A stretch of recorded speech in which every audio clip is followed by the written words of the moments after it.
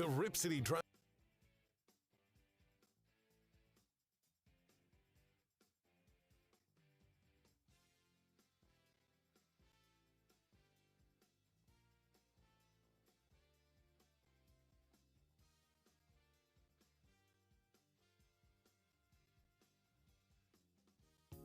The Rip City Drive with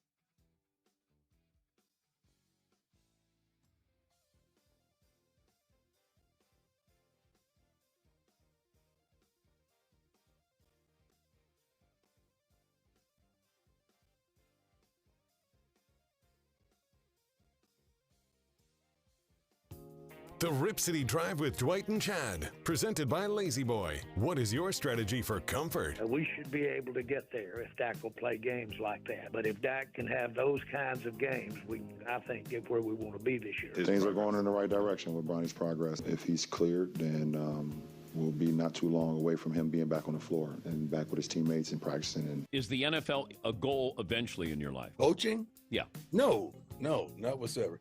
I don't think I'm built for the NFL. You've obviously played with one of the greatest point guards of all time, Steph Curry. The greatest point guard of all time. I'll take that one, yeah. Can't take it anymore, Godfather. Strap in. The Rip City Drive with Dwight and Chad starts now.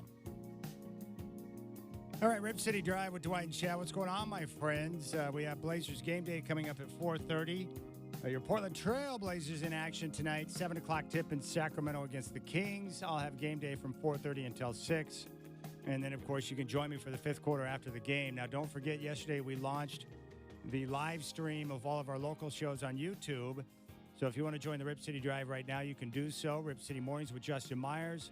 Blazers Game Day, fifth quarter, Courtside Mondays with Chris Burkhardt. Just go to youtube.com, and you can pull up our homepage, Rip City Radio 620. Make sure you click and subscribe to the page, but our live links will be there so you can join us here on the YouTube chat and be able to see our beautiful faces here in the studio. So I hope all is well as we get ready for the show today. One note, Ben Golliver, Dwight reached out to him, and he's going to join us and talk some basketball. Ben Golliver from the Washington Post is going to join us coming up at 3:20, so we'll talk some hoop with him. I want to start today with you, college football godfather. You know, I'm always leery when it comes to big games when I hear from everyone I know, and I listen to shows and people across the country, the public going in one direction too hard. It makes me a little bit scared, and that's what I'm sensing right now with Oregon and USC. Now, I think the Ducks are going to win the game. I have no doubts about that, but the line, depending on which book you look at, is somewhere between 15 as high as 16 and a half. And when I look at those two teams with the talent that USC has, I just think the line might be a little bit too high. But what really concerns me is this conversation that you hear around the football country, how the Ducks are going to dominate. They're going to put up 500 yards of total offense in the first quarter. They can kill them every which way. I know this is the case because my mind thinks like that because I've seen USC play and I know their defense is terrible. Yeah. But it goes back to the question that you and I had yesterday, right? We saw the Raiders play after firing Josh McDaniels. Hurricane Josh is out. Everyone's happy. They went out there and just bum rushed the Giants and played unlike they have all year. What did you call it? A first-time coach bump. Yeah, it's a coach bump. And you see it over and over in all sports. Guys get really excited to get rid of the old coach. And so for a week they go out and they play pretty hard. But how long does that last? You never know. I don't know. What I'm wondering is with the Trojans, here's what I believe on defense with any team, and maybe what's happening with USC. And you hear pros talk about this all the time. What happens is that when you have a scheme that the players are having a hard time understanding, they don't know where to line up, they don't know where to go, you have confusion. And we saw this in the game against Washington over the weekend where you got kids on the field looking at their wristband, looking over to the sideline. They're thinking too much. And you know, it is in sports when you think, you're dead. What you want great athletes to do is to think less and react to what they see so they can use their athleticism. So coaches usually will try to free their guys up to be able to do that. So I'm wondering if there's the assistants that will take over the defense, if they simplify the scheme and just say, look, you're responsible for this task. Go out there and be you. And you get a one-game coach bump. The reason why this is important is because when you're talking about laying 15.5 to 16.5 points, especially when you're playing an offense with Caleb Williams, the best quarterback in the country, that can be a little bit dicey. So that's what I'm going to pay attention to into this game. I agree with you, Chad. And I think, first of all, I'm not sure what kind of coach bump you get on a coordinator. You know, the coordinator's gone, but the head coach is still there. So I don't know how much he had to do with the defense, or if the defensive players are just going to be so happy to get rid of Grinch, the former D coordinator, that they're just going to play their tails off. Yeah. But I will say this: if he just comes in and gets them organized and they're standing around in the right spot, that's going to matter. Because everybody we've heard talking about it said their biggest problem is they're just not organized. They're not set up in the right spots. They have good athletes. By all accounts, they recruited pretty good defensive players who just haven't played well. Well, it could be just because they had a bad D coordinator. And you know how alignment works on defense and football. If you're not aligned properly, there's no gap integrity, and then you get gouged with those big plays. In fact, I think USC, I think they gave up like 5. It was right around 5 yards per carry before contact. Yeah, think about that. Crazy. 5 yards before you're even meeting contact. That leads you to believe that there was a lot of misalignment issues, and not just against Washington, but we've seen it now for quite some time. So I don't know. I think the Ducks are going to win. There's no question in my mind about that, but I do not think they're going to cover the spread. This could be like a 10 to 14-point spread. USC can score, and they can score a lot. So I think it's going to be a wildly high-scoring game where the Ducks put up a lot of points, and they win the game like, 55 to 41 or some type of ridiculous score like that. I think it's going to be a wildly fascinating game to watch because offenses are going to be going up and down the field. And I don't care how good your defense is, Caleb Williams can move the football on you because he's just awesome like that. And Lincoln Riley knows how to put together a game plan. They have good balance on their offense between the run and the pass. So, yeah, that's how I see it. I think the Ducks win, but do not cover. And think about this. Anytime everyone says one thing's going to happen, how often in sports does it go the opposite direction? Yeah, quite all the time. Quite a bit. And really, there's so many factors, too. The weather could be really lousy. Now, I mean, if the wind's blowing 40 miles an hour, it's pouring down rain. Advantage Ducks.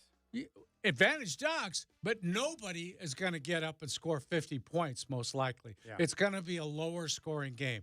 The lower scoring the game is, the less chance the Ducks have of beating them by 15 or 16 points. I tell you what I do if I'm Dan Lanning, especially with the unknown. I think the last time you checked the weather was like 50% chance of rain. Classic Oregon weather. Yeah. What I do, I don't get too cute with it. Just line up and run the football. Let the run dictate the rest of the game. Because I know one thing, if you keep running it, you're committed to that, at some point USC's they're gonna break. Well, how do you feel about Bucky Irving getting 5 yards before contact? He gone. If you let him do that, he gone. Yeah, because look what Dylan Johnson did, man. He took advantage of the opportunities. I expect Bucky to have a big game. Yeah. Especially with his speed and his ability in the open field. He sheds tackle. One guy doesn't get him all that often. Yeah. So this is a big game for Oregon.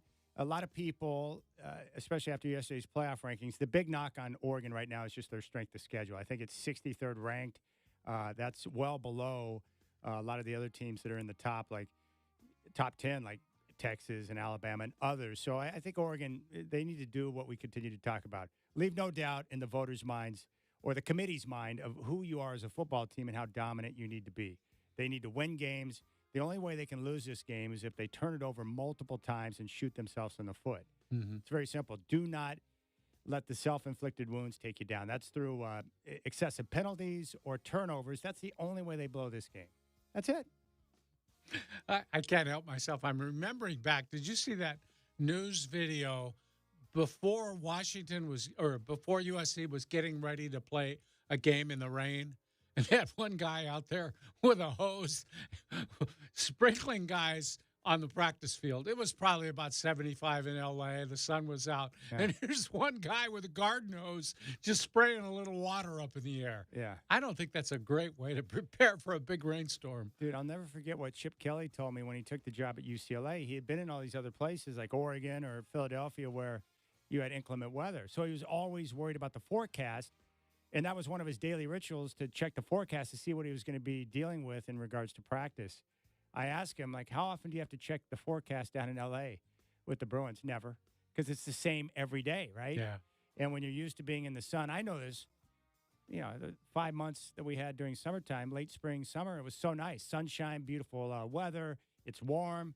I got conditioned to that. And now I walk outside and it's pouring down rain. It's about 45 to 50 degrees. I want to curl up in the fetal position. It makes you soft. Yeah, well, and when you're coming from 75 degrees and go to 45 degrees, it feels even colder than it actually is. Yeah. You're just not ready. Yeah, the Ducks are more well-conditioned for that, no question. So that's how I see it. I think the Ducks win by double digits, but I doubt they're going to cover the spread. I would imagine that the money's going to continue to pour in on Oregon, and rightfully so, based on what we've seen. Oregon's been dominant over the last couple of months, and USC, their defense is awful. It is. It's truly awful. And that's why the spread's so high, right, Chad, that all the money is coming in on the Oregon side? Well, I think that and the perception, people look at USC and they think garbage defense. They just got embarrassed by Washington with the ground game. Oregon's been dominant. So when you put those factors together and the fact that they're on the road, I think that's why you have what you have. But this will be a good test for Dan Lanning.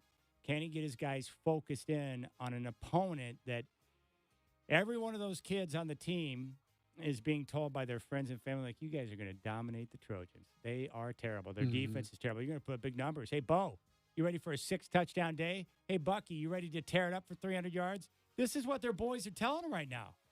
So can you get your guys to lock in and focus? Yeah. This is still USC. There's going to be a lot of eyeballs on it. There's going to be a lot of scouts there. This is a chance for them to go out there and make a statement against the best quarterback in the country. It's a great opportunity for Oregon to go out there against USC. And you know what?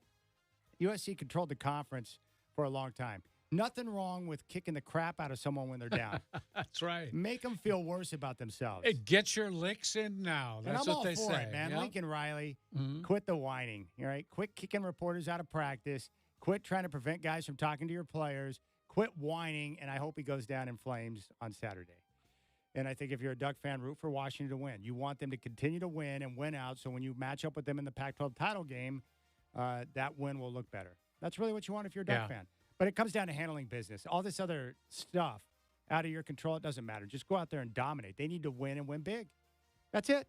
Especially when you're talking about a strength of schedule that's not as good as some of the other teams up there near the top.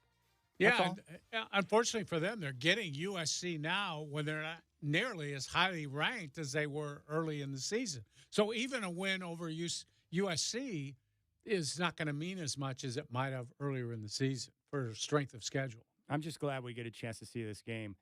Going up against Caleb Williams, what an opportunity for the Ducks defense. We didn't get to see Oregon and USC last year. And just like last week, we'll get to see two of the best quarterbacks in the country going head-to-head. We were talking about games we don't like with poor quarterback play like we saw with Zach Wilson on Monday night. This is a game. Bo Nix, Caleb Williams, two of the best going head-to-head and just throwing strikes. I love it. Caleb Williams, I don't care how bad their defense is. He's awesome. Yeah. He's very elusive. He's a playmaker. And I want to see how the Ducks defense deals with that. And I noticed with Washington, you could see their pass rushers late in the game gasping for air because they were having to chase him around. Can you imagine having to chase that guy around and you're a 300-pounder? No. Brutal. That's where Oregon is very fortunate because they rotate so many guys on their defensive front that they are going to be able to be fresh chasing him around. And they do have quickness there, too. And I think it's a really big matchup to see if they could shut him down a little bit. Yeah. And shutting him down would be holding him under 30 points. Okay, you're not going to shut him off, but if you could just calm him down a little bit, that looks really good for you because everybody in the country knows they've been scoring 40 or 50 points every game. The other great thing is that if you put pressure on USC by scoring and scoring frequently, you put Caleb Williams in that position where he feels like he has to make all the plays, and that's when he starts to hold on to the football, trying to get something downfield, and you can force those fumbles. 30 fumbles on the year for Williams. There's going to be opportunities there for the pass rushers to create some short fields for the offense to work with, and that could be critical if you're talking about a rain-type game where the weather's not perfect. They need to do what they did against Utah, and that's jump right out at the start and establish their dominance. That will help a lot. All right, we'll come back. When we do, Ben Golliver, Washington Post, one of our favorites. We're going to talk ball with him. We'll get his take on Scoot Henderson. Does he think that Scoot should start regardless the rest of the way once he comes back, when Ant's back in the lineup for the Blazers? What about Chris Paul's production and fit with Golden State? And we'll ask him about LeBron James and his desire to let everyone know how great he is. You got the Rip City Drive with Dwight and Chad.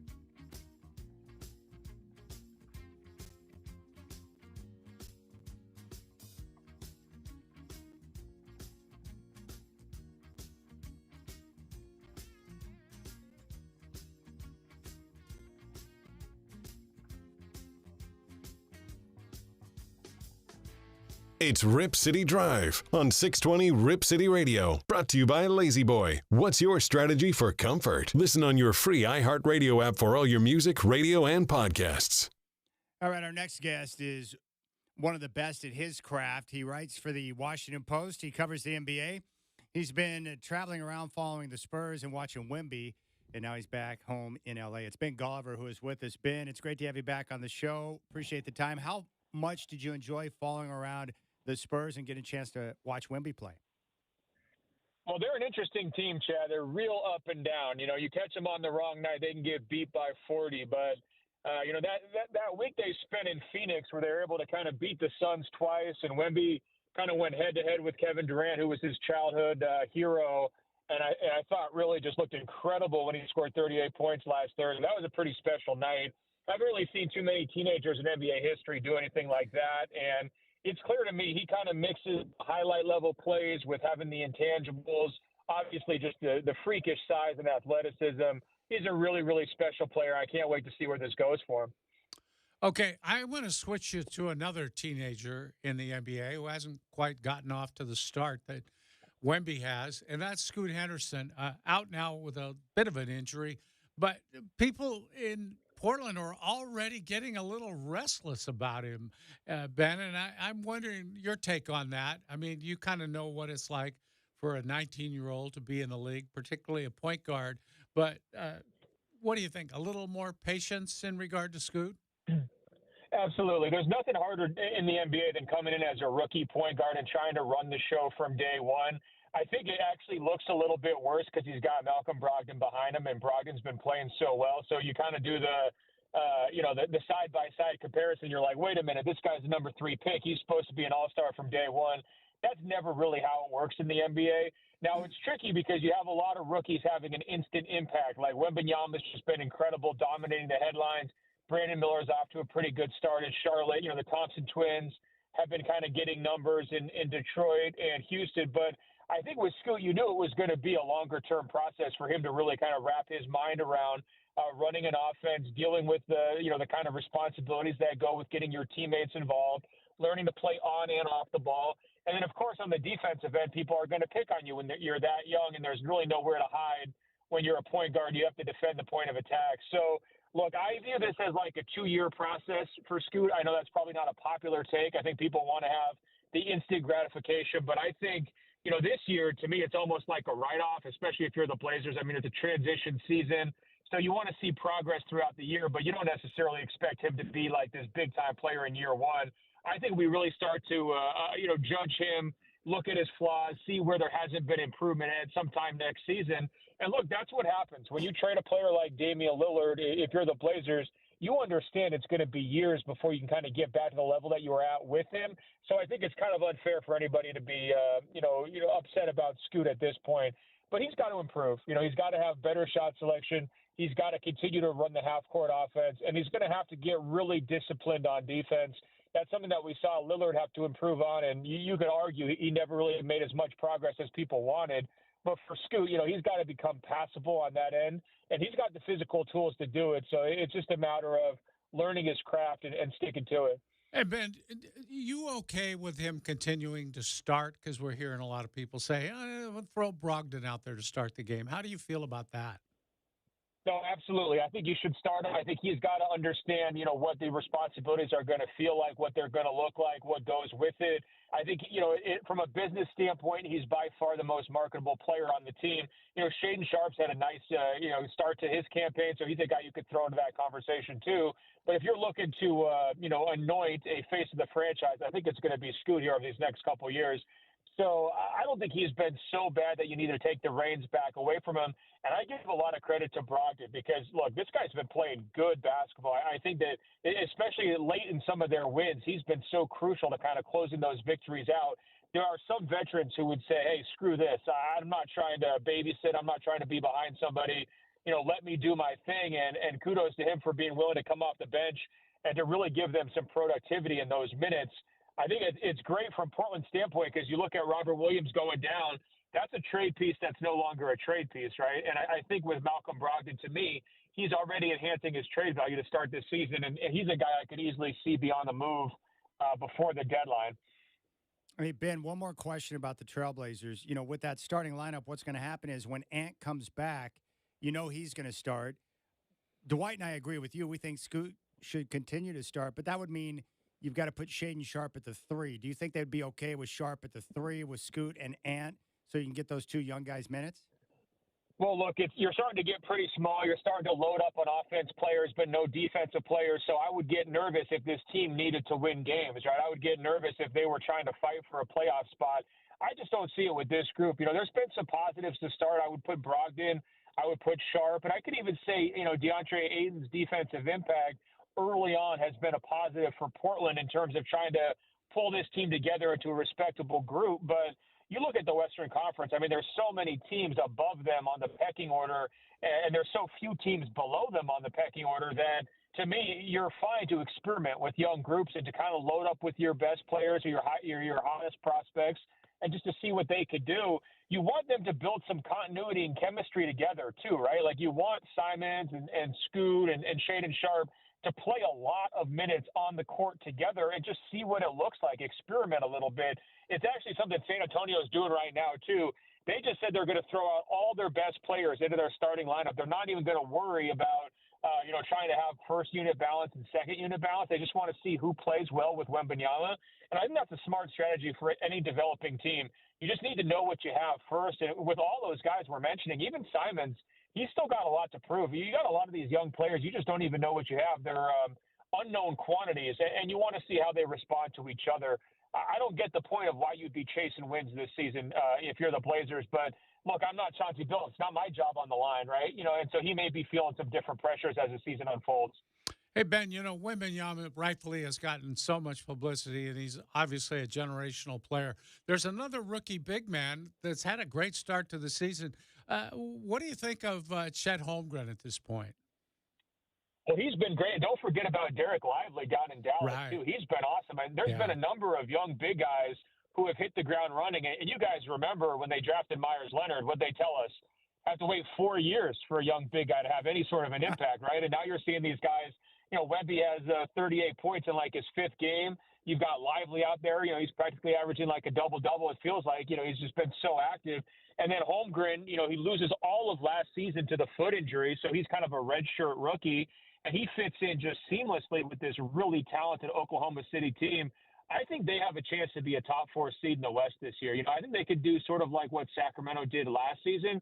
And they have a better player to me than even De'Aaron Fox with Shai Gilgeous-Alexander running the show. And so the big difference between Wemby and Chet has just been their roles. You know, Wemby, a lot of times he has to be the number 1 or the number 2 option on offense. For Chet, you know, Shai runs that show. He just has to kind of get in where he fits in. He's an unbelievable defensive player, you know, around the basket. He's so good at maintaining verticality, protecting the rim. And, you know, obviously he's got to get stronger. He's a pretty thin frame, but he's a huge upgrade for them defensively over where they were last year without him because they were super small and had to play all these gimmicky lineups. So I think by Oklahoma City Thunder stock, you know, they're trending the right direction, and I think they can make some noise this season. We're talking with Ben Golliver, Washington Post here on the Rip City Drive. What do you think about Chris Paul's play and fit with Golden State? His assist-to-turnover ratio right now is ridiculous. Well, so is his three-point percentage. I mean, he can't throw it in the ocean, Chad. You know, it's a good thing he's not throwing the ball away because every time he puts up a jumper, it just clegs off the rim. You know, it's so funny because he gets all this attention for the sacrifice of being the 6th man. Meanwhile, you know, Steph Curry, who's a guy who Chris Paul was kind of rivals with for like 10 years, right? Steph Curry's still playing like an MVP right now, you know, and it's funny in the in-season tournament that's, you know, kind of unfolding here. One guy you definitely don't want to face in the in-season tournament, Steph Curry. Remember that guy at Davidson when he was just shooting the lights out and pulling all these upsets in the NCAA tournament years and years ago? Imagine that, getting that same guy, but now he's like a multiple-time MVP, a 4-time champion, and you get him in a do-or-die format. I mean, I do not want to go against the Golden State Warriors in this in-season tournament. I'll tell you that much right now. So, you know, I think that their energy, their chemistry as a team has been much better. The Jordan Poole trade was kind of addition by subtraction because there were so many distractions there last year with him and Draymond Green, and their effort's been great. I look at the Western Conference. I think Golden State's the best team besides Denver. You know, to me, they're the only team that really has a chance right now to be in that conversation to knock off the champs in the West because the Lakers have been disappointing. The Phoenix Suns have been a complete mess.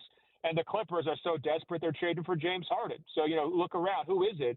To me, I think it's going to be the Golden State Warriors.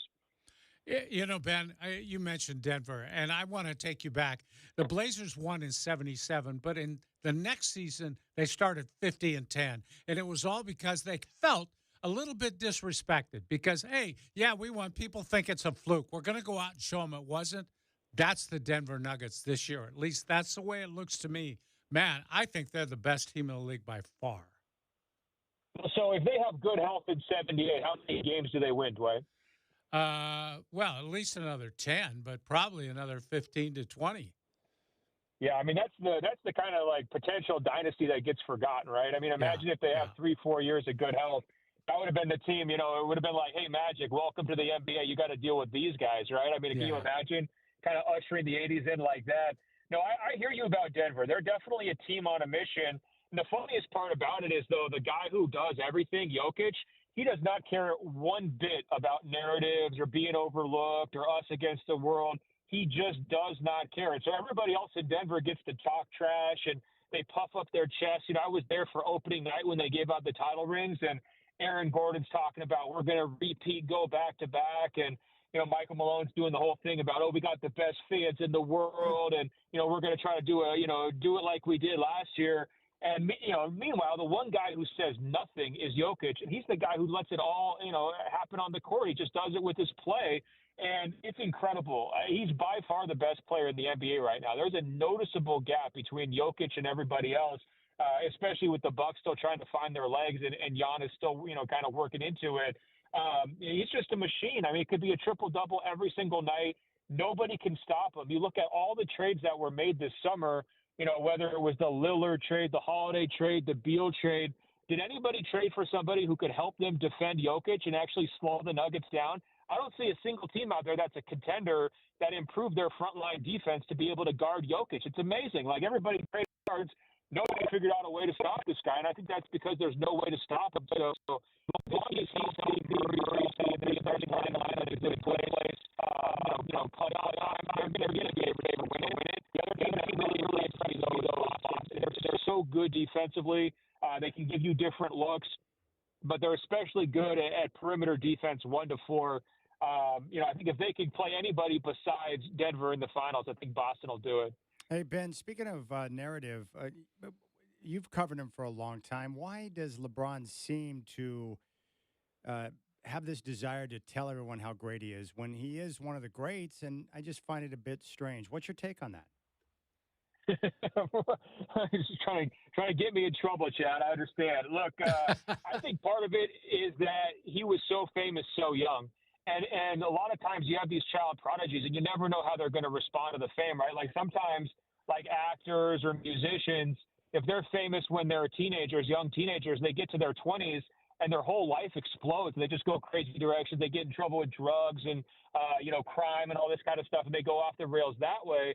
I think for LeBron, he found that he really liked the attention. He really liked the spotlight from a very, very, very early age. And he's played into it at every step of the way, right? Like, how many guys would have even done the decision in the first place? Like, have a television show, sit down, get all dressed up with Jim Gray and go to the Boys and Girls Club. Like, there's not very many NBA stars in history that would have even wanted to, put on that kind of a deal, right? But for LeBron, it was just second nature because he's a kind of an actor in his own right. So I think that's part of it. I think he really likes to have the validation externally.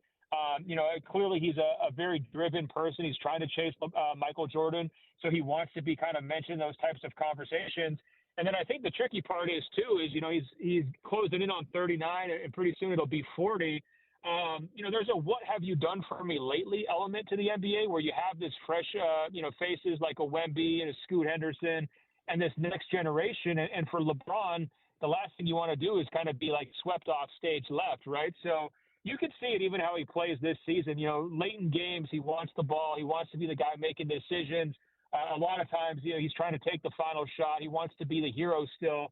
And, he's not where he was as a player 5 years ago physically, but he's certainly still one of the best players in the league. And I think he just likes that he likes that attention factor, Chad. The other thing to keep in mind, last year he's chasing the scoring title, right? So we're talking about him for like 3 months straight.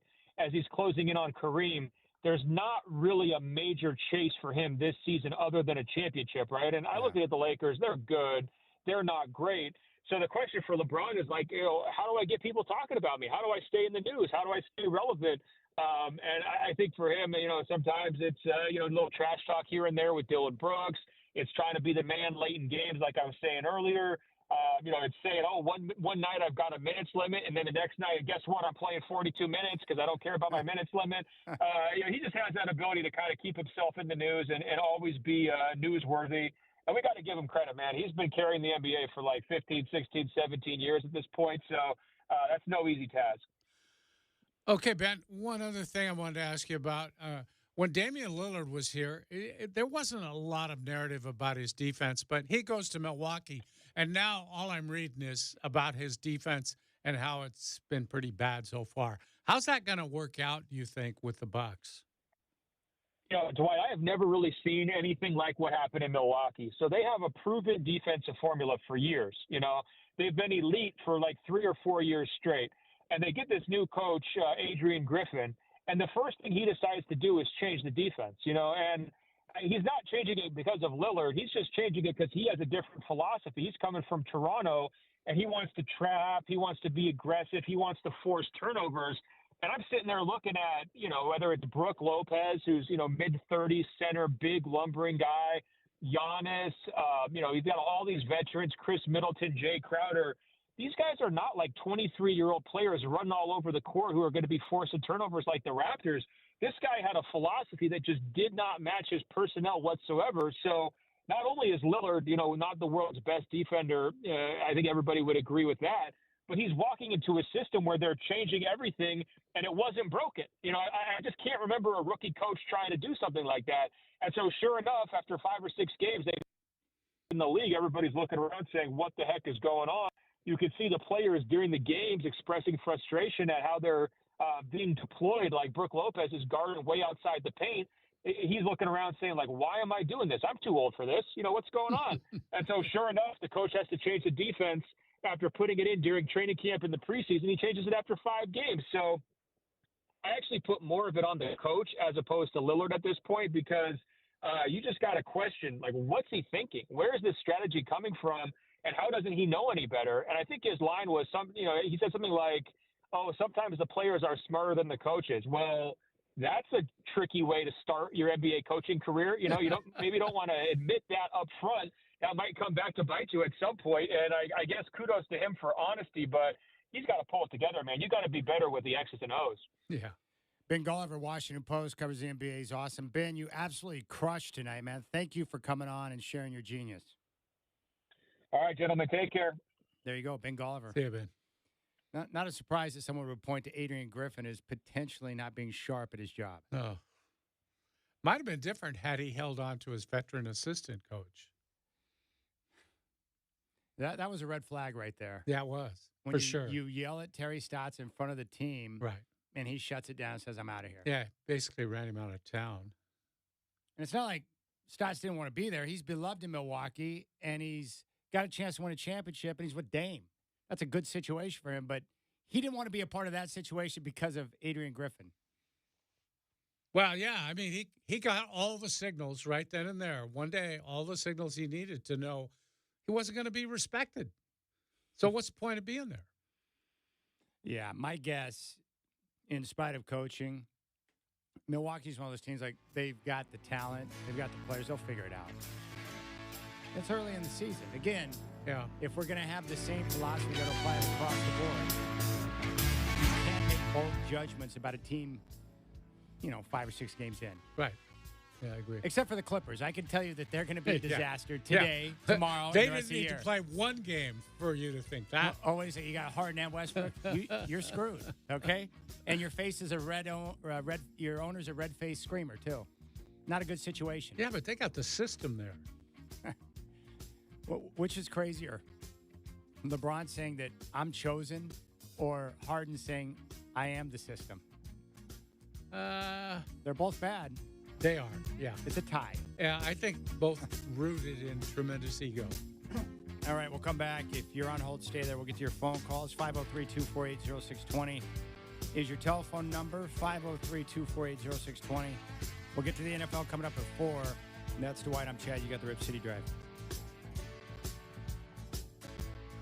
Before we reveal which superstars will join us on our iHeartRadio Jingle Balls Tour this year, relive the biggest shows and artists from Jingle Balls past on our iHeartRadio exclusive Jingle Ball playlist. Open your free iHeartRadio app and search Jingle Ball to listen from anywhere, anytime.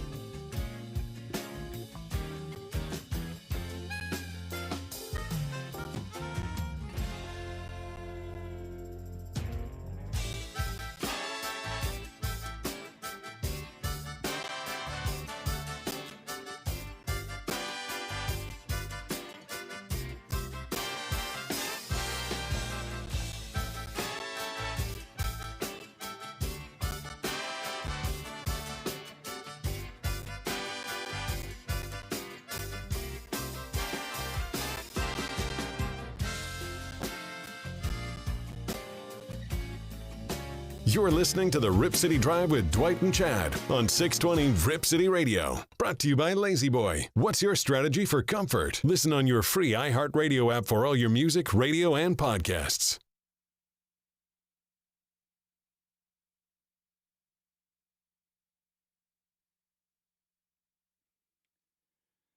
Well, this song's terrible. All right, Rip City Drive with Dwight and Chad. What do you really think about it, Chad? Every once in a while you hear a song, you're like, well, that one sucks. Yeah.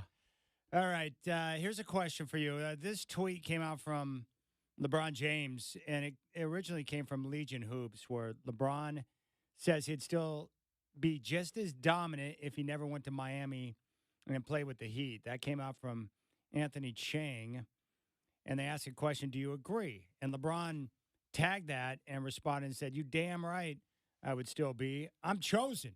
Ain't nothing changing that. Maybe less rings, but dominant from start until finish. So my only question is, Godfather, is why does he feel the need to try so hard to tell everyone how great he is? I don't know, but it's really not an admirable trait from him. Chad, how many great players tell you how great they are? And I'm looking around. I've never heard Tom Brady say, I'm the greatest quarterback of all time. No, he lets other people say it. That has a little more credibility than him saying it. It's okay to be modest, even though nowadays it seems like it isn't okay. You have to toot your own horn all the time. But I think it's good to be a little bit modest about your accomplishments. Yeah, he is just the poster child for the me generation. Yeah. And we have a generation of people who are focused on me. Look at me. Look at me. Mm-hmm. It's strange, and it's unfortunate because that side of him drives me crazy. Yeah. Well, it pushes you the other direction. For me, it's like, no, you're not the greatest. I'm going to almost immediately say that if you're pushing that narrative down my throat. I'm sorry. Now, I've never thought he's the greatest of all time, but I acknowledge that he is absolutely one of the greatest basketball players of all time. There are guys I would take ahead of him. Some people would take LeBron number one. It really depends on what generation you're from in terms of where you would slot the guy. I would take MJ number one, but people that were born before me might take Wilt Chamberlain or somebody else. Yeah, it is your generation. And that's why when people say greatest of all time, they mean greatest I've ever seen. That's usually what they mean. And that's fine. Just don't say greatest of all time when you haven't seen the other guys. For me, it's Wilt, then MJ. And I don't think LeBron is even third in my mind. And I've seen a lot of them, Chad, but I'm sorry. Some of these other guys, you talk Magic, you talk Bird. Man, there's been some great play. Jerry West was phenomenal. People have no idea. I just don't like a guy telling me how great he is. Yeah. Good for you. You think you're great, that's fine. I don't want to hear it. Yeah. I don't want to hear it because I didn't grow up with greats telling me that kind of stuff. MJ never once said, I'm the greatest of all time. No, everyone said it, but he never said that. He didn't have to. Joe Montana never went around telling people how great he was. Yeah. We knew. I didn't need him to tell me. I saw it with my own eyes. That guy is unbelievable. Let your playing do your talking for him. My dad told me that. I bet your dad along the way somewhere said, Chad, you don't need to tell people how good you are. Just let them say it. I mean, that's just the way you should be brought up. Let's go out to Sean in Sandy and see what he has to say. Sean, appreciate the phone call. You're up on the Rip City Drive with Dwight and Chad. What's on your mind? Hey, thanks for giving me a chance to voice my opinion. And I just got a different philosophy. I grew up with a guy, watching a guy that was way better than all those guys. And he went around telling he was the best he was. It was Muhammad Ali. That's true. And I appreciate somebody that does that. And I think LeBron's just disrespected. I think, he's the best of all time. And you guys all got your different philosophy on basketball and different philosophy on stuff. I look at him as one of the greatest leaders of all time. All right. So, appreciate that phone call. Now, Muhammad Ali did tell everyone how great he was. Woo, I'm the greatest. But that was his shtick. And I was around in those days, and that was, he smiled and laughed when he said it. Now, he meant it, and he was making a statement about himself, but that was good-natured, and it wasn't him telling people, you're all wrong. Joe Louis wasn't any good. Rudy Marciano wasn't all that good. I'm better than all of them. No, it was Rudy or is it Rocky Marciano? Rocky Marciano. Excuse me. But it's funny. I remember him just screaming it and smiling. I am the greatest. He also said he was the prettiest and the quickest and all that stuff. And I don't hold that against him. I'm sorry. He's just a different personality. Well, he saved boxing for a while, by the way. It needs to be saved again, but he saved it in those days. Isn't there a different element to boxing from the standpoint that part of what goes into it is promoting a fight? That and the fact that it's a one-on-one deal. He's not detracting from his teammates. Whatever he does, he did. His teammates didn't do it. So, a lot of the guys we've talked about, like Tom Brady, always credited his teammates. John Elway always credited his teammates. Well, that's because if you play on a field where you have 10 other teammates that need to help you get down the field, it would sound a bit bizarre if Elway were to come out after they won the Super Bowl and say, yeah, I know we got Terrell and Shannon Sharp and Gary Zimmerman, these other Hall of Famers, but quite frankly, they wouldn't be here without me. Like, that would sound weird. Yeah. Like, no, he needs all of those other 10 guys to get it done. Right. Muhammad Ali was out there on an island, like any boxer, by himself. Yeah. Yeah. I would also argue with LeBron being a leader. I don't know that he's ever been seen in the league as being a leader. That's hard for me to judge, not being down in that locker room with him all the time. But Jordan was a good leader. Magic was a good leader. There have been a lot of really great leaders. Yeah, it's always hard for me to speak on someone's leadership because if you're not at practice, if you're not in the locker room, as we know, and we were talking about this before the show, in the NBA, most of the greats were not easy to play with. Yep. Clyde Drexler, Michael Jordan. Mm-hmm. Most of the guys, when they play with MJ, this came out in the documentary, they hated it during the time, but looking back, they realized that he was trying to drive his teammates to be great. And team leaders aren't always the best player on the team. I would argue on those Blazer teams in the early 90s, Terry Porter was probably more of a team leader than Clyde was. Yeah. And Clyde had little patience for people that weren't as good as he was. That's right. And that you run into that a lot with great players. MJ had a lot of that in him. He didn't brook a lot of patience with some of those guys that didn't play well. No. 100%. All right, we'll come back. We got to talk some NFL. There's some good games coming up this weekend. I got to ask Dwight which of the 3 games I've got on tap here he's going to choose to watch and focus on. Things are taking shape in the NFL, which is nice as we're at the midway point. You can join us on YouTube. Go to youtube.com, pull up our homepage, Rip City Radio 620, click and subscribe. You'll find our live link right there, and you can join us here in studio if you desire.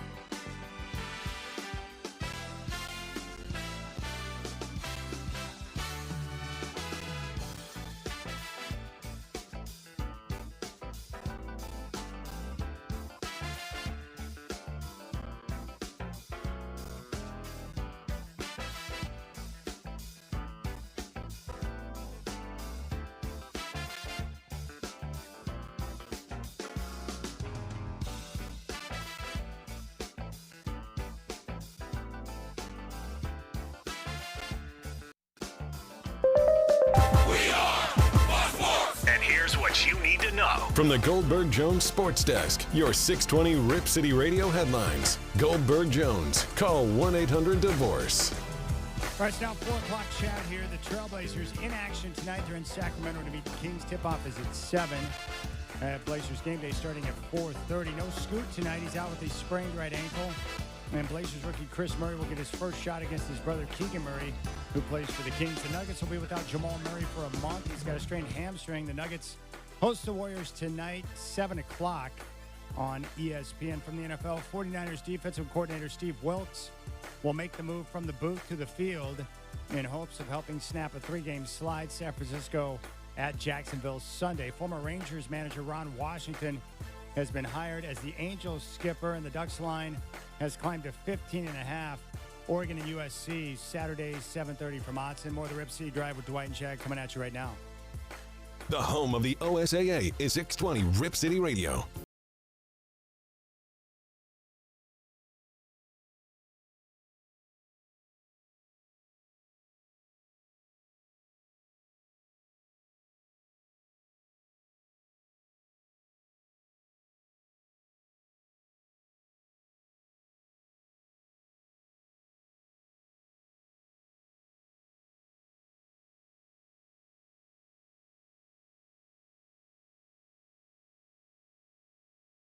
Three games coming up this weekend in the NFL that I'm looking forward to. I think they're going to be tough matchups against some of the best teams in the NFL. You've got the 49ers at the Jaguars. I just mentioned that Steve Wilks, their defensive coordinator for San Francisco, moving down to the field, trying to help the defense out.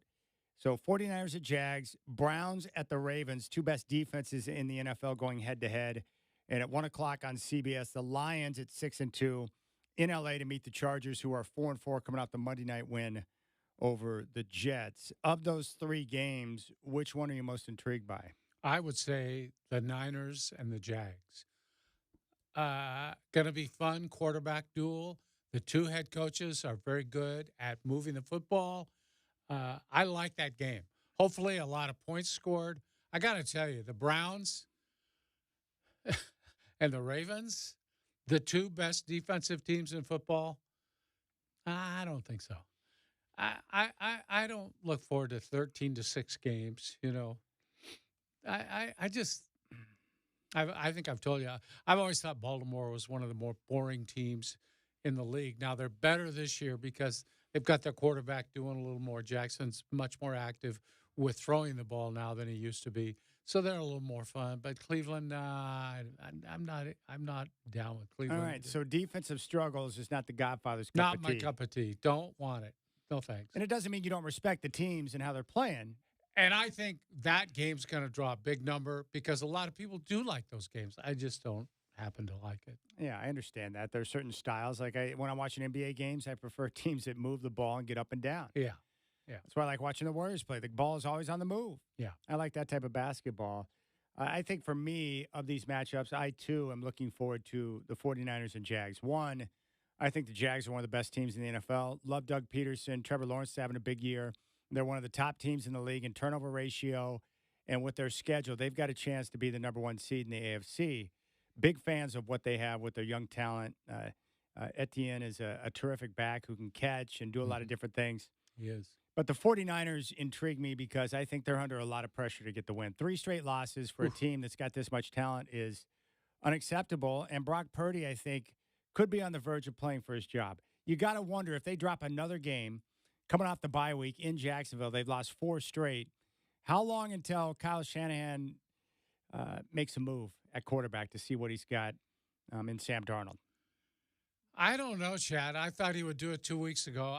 I can't figure him out. They are sold on Brock Purdy. I don't think there's any question about it.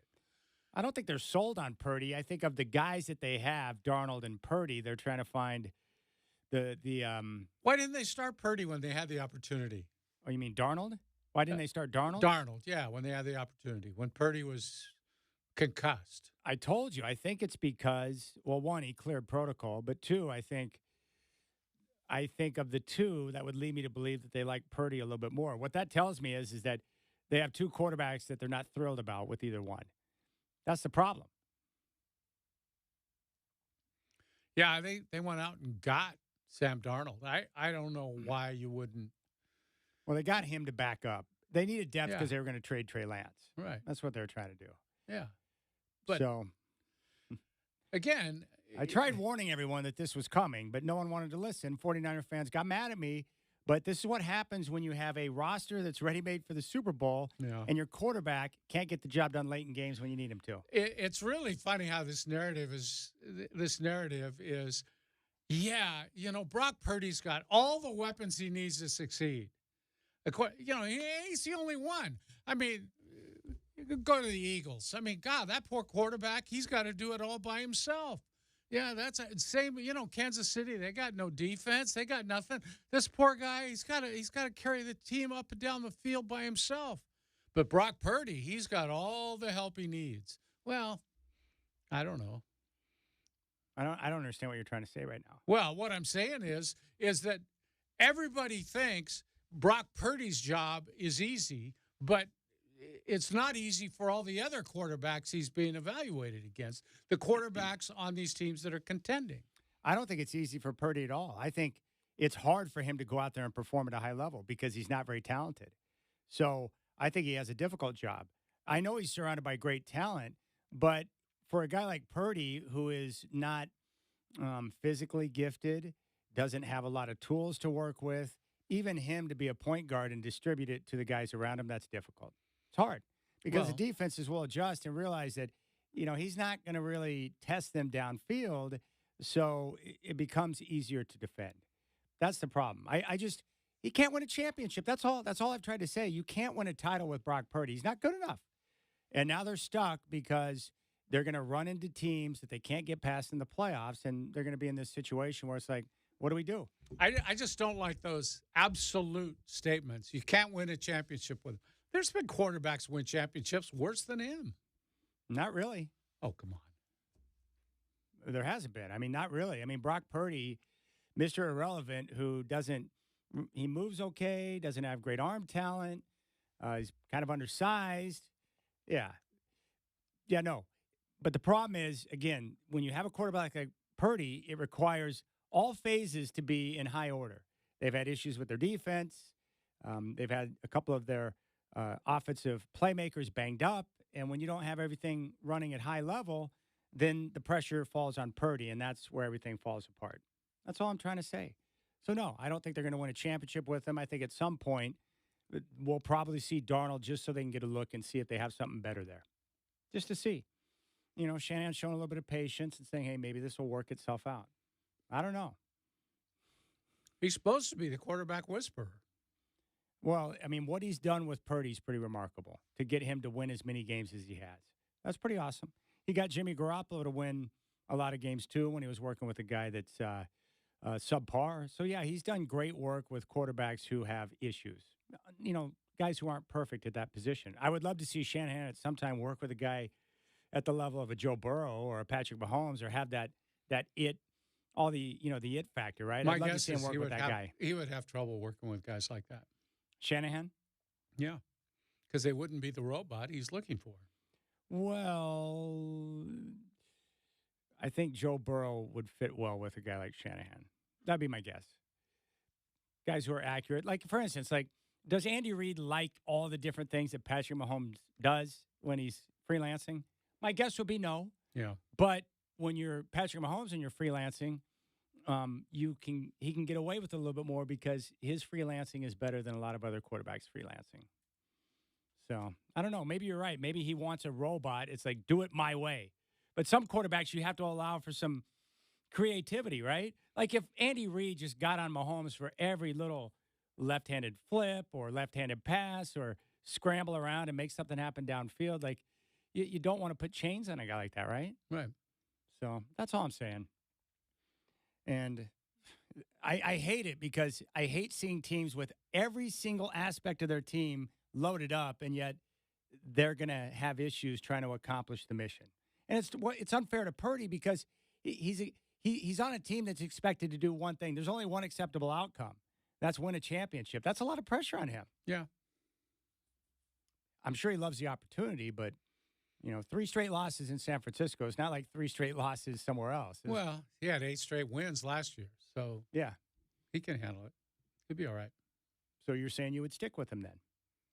No, I'm saying I would have tried Darnold the week you could have. But if he's going to be all right, why would you stick with him? You just said he's going to be all right. Why would you I think stick he's with all Purdy? right. I think they probably are both all right for what they want them to do in San Francisco. Okay. Are you starting to wonder if they can get it done with Purdy at quarterback? No, I think they'll get it done. You think they're going to win a championship this year? Oh, I don't know if they're going to win a championship. Who's going to win a championship? We don't know. Mahomes hasn't won every one of them. No, but I can tell you, I don't know which team, but I can give you the list of teams that will win a championship. There's like 4 or 5 teams that will win a championship this year in the NFL. And that's it. I can tell you for certain it's going to be one of those teams. Philadelphia, definitely on the list. Cincinnati, Kansas City, Baltimore. Yeah, but at this time last year, was Philadelphia on your list? Yeah, they were playing. They were the best team in the NFL. I know, but they weren't proven at all. I don't think, well, maybe not at this time of the year, but certainly before the year, they weren't on your list. We knew midway through the season last year, at the midway point last year, we knew Philadelphia was the best team in the NFL. Quarterback was still a question mark, though. No, he was playing like an MVP midway through. I didn't have any doubts about Hurts, and neither did you. But there were people who wanted to see more because they weren't certain. Right? Yeah, I guess.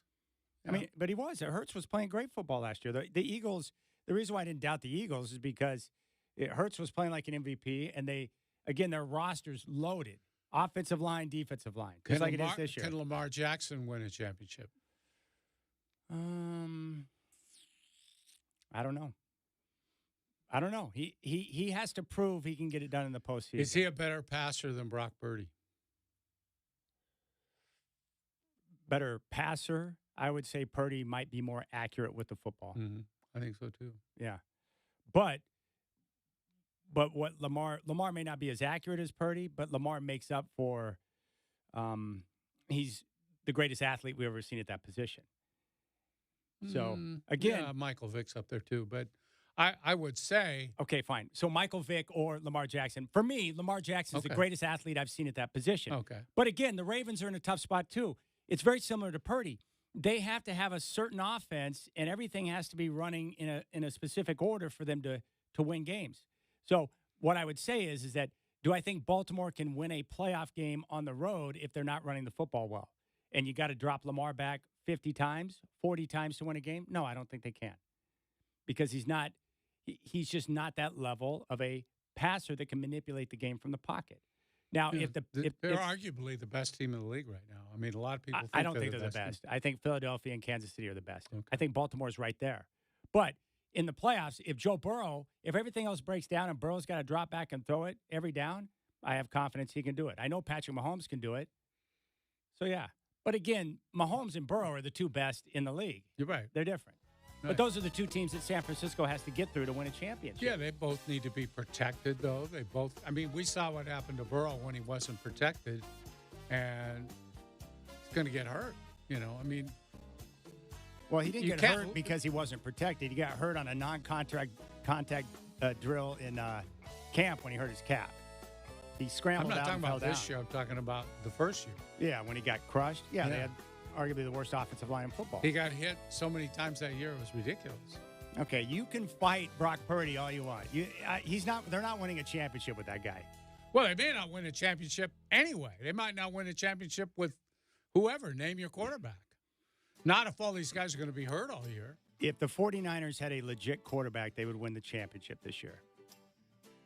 If they had a legit quarterback, the 49ers. Okay. What I'm saying is, without their best running back, their best receiver. If you put Joe Burrow on the 49ers right now, they'd win the Super Bowl.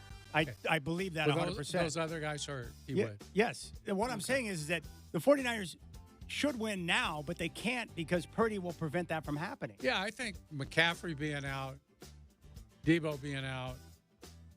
Who is it? Somebody's out on the defensive side, too. Yeah, they've got injuries across the board. Yeah. I think it'd be a problem. Yeah. But my only point is that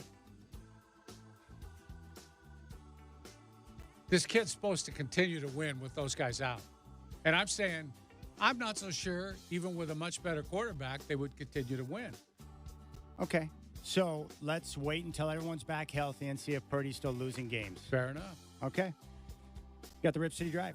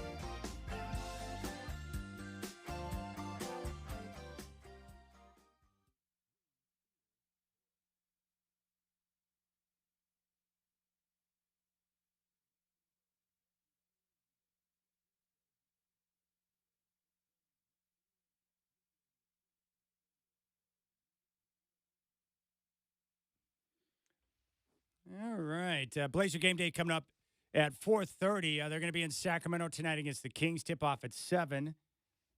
Let's go out to the phones. Let's grab Paul and West Lynn. Paul, welcome to the show, my friend. What are your thoughts on LeBron?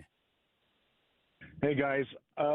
Yeah, of course, I believe Jordan to be the best of all time, but I need to tamper down some of this LeBron hate. Dwight, I take exception to you saying LeBron is not a leader. He absolutely is a leader. I mean, he took a team, he was like 22 years old, with Anderson Varejao and Mo Williams and Ilgauskas to the finals. He's the leading scorer in NBA history.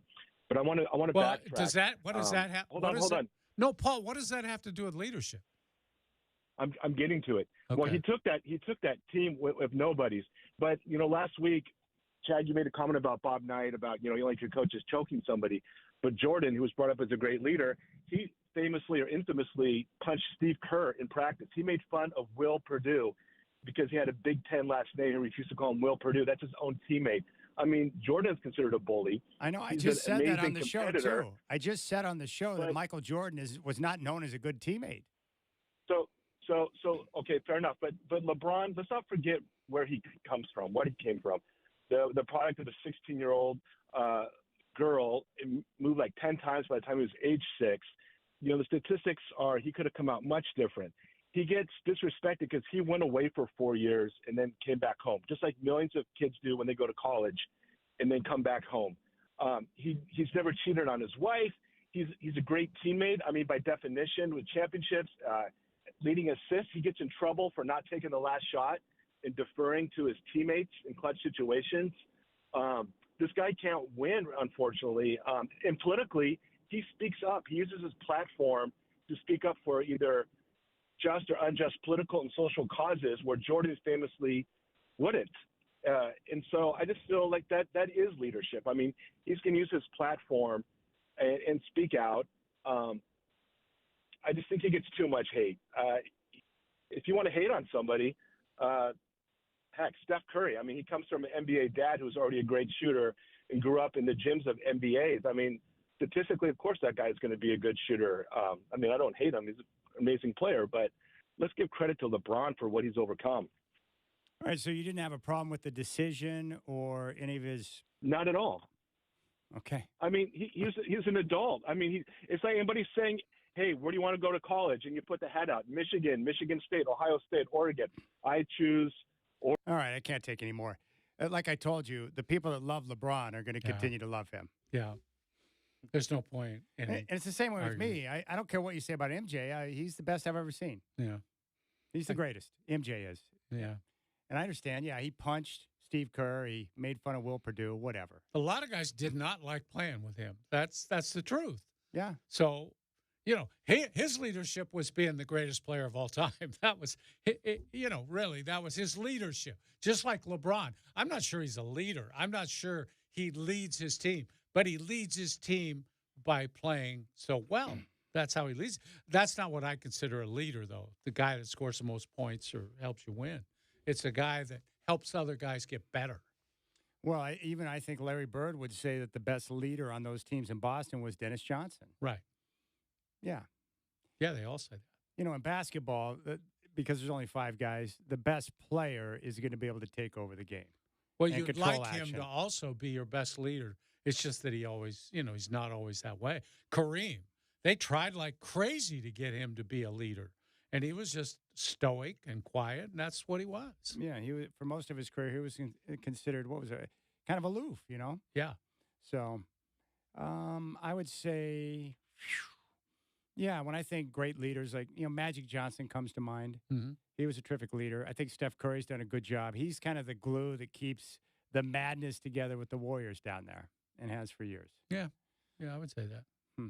But, yeah, it's just how it is. The people that love LeBron are going to love LeBron. The people who are annoyed by some of his weird comments are going to say that. And, yeah, he did turn out to be a good guy, and he contributes to society. And I understand that. He came from a rough upbringing, could have gone in a different direction. There's no question about that. Well, it's just when I see him on the floor with his pantomime, putting the crown on his own head, no. That's too much for you. Yeah, I can't take that. That's the whole idea that his his handle on Twitter/X is King James. What are you the king of? Don't say basketball because you're not. He thinks he is, though. Or at Yes, least I he's going to know. try and convince us he is. He's the chosen. All right, if you're on hold, stay there. We got Blazer Game Day coming up next. Enjoy your night, Godfather. A little AEW wrestling for you. Maxwell Jacob Friedman, the greatest heel in wrestling, will be here tonight. All right, enjoy that, my friend. Thank you. All right, Chris Burkhardt's with me. He'll join me next. It's Blazers Game Day coming up. Blazers and Kings tip off at 7 here on your home of the Blazers, 620 Rip City Radio.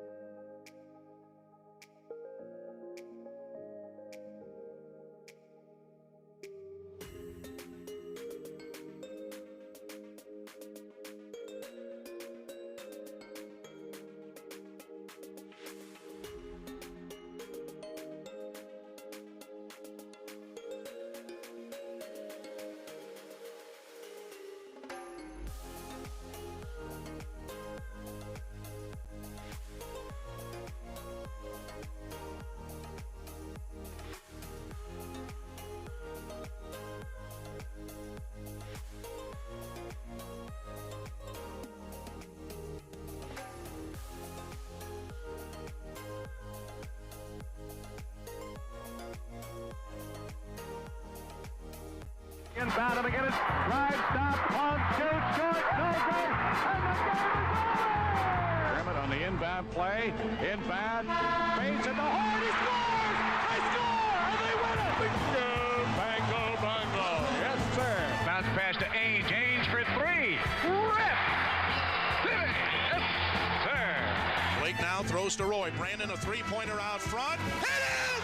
Yes, he did!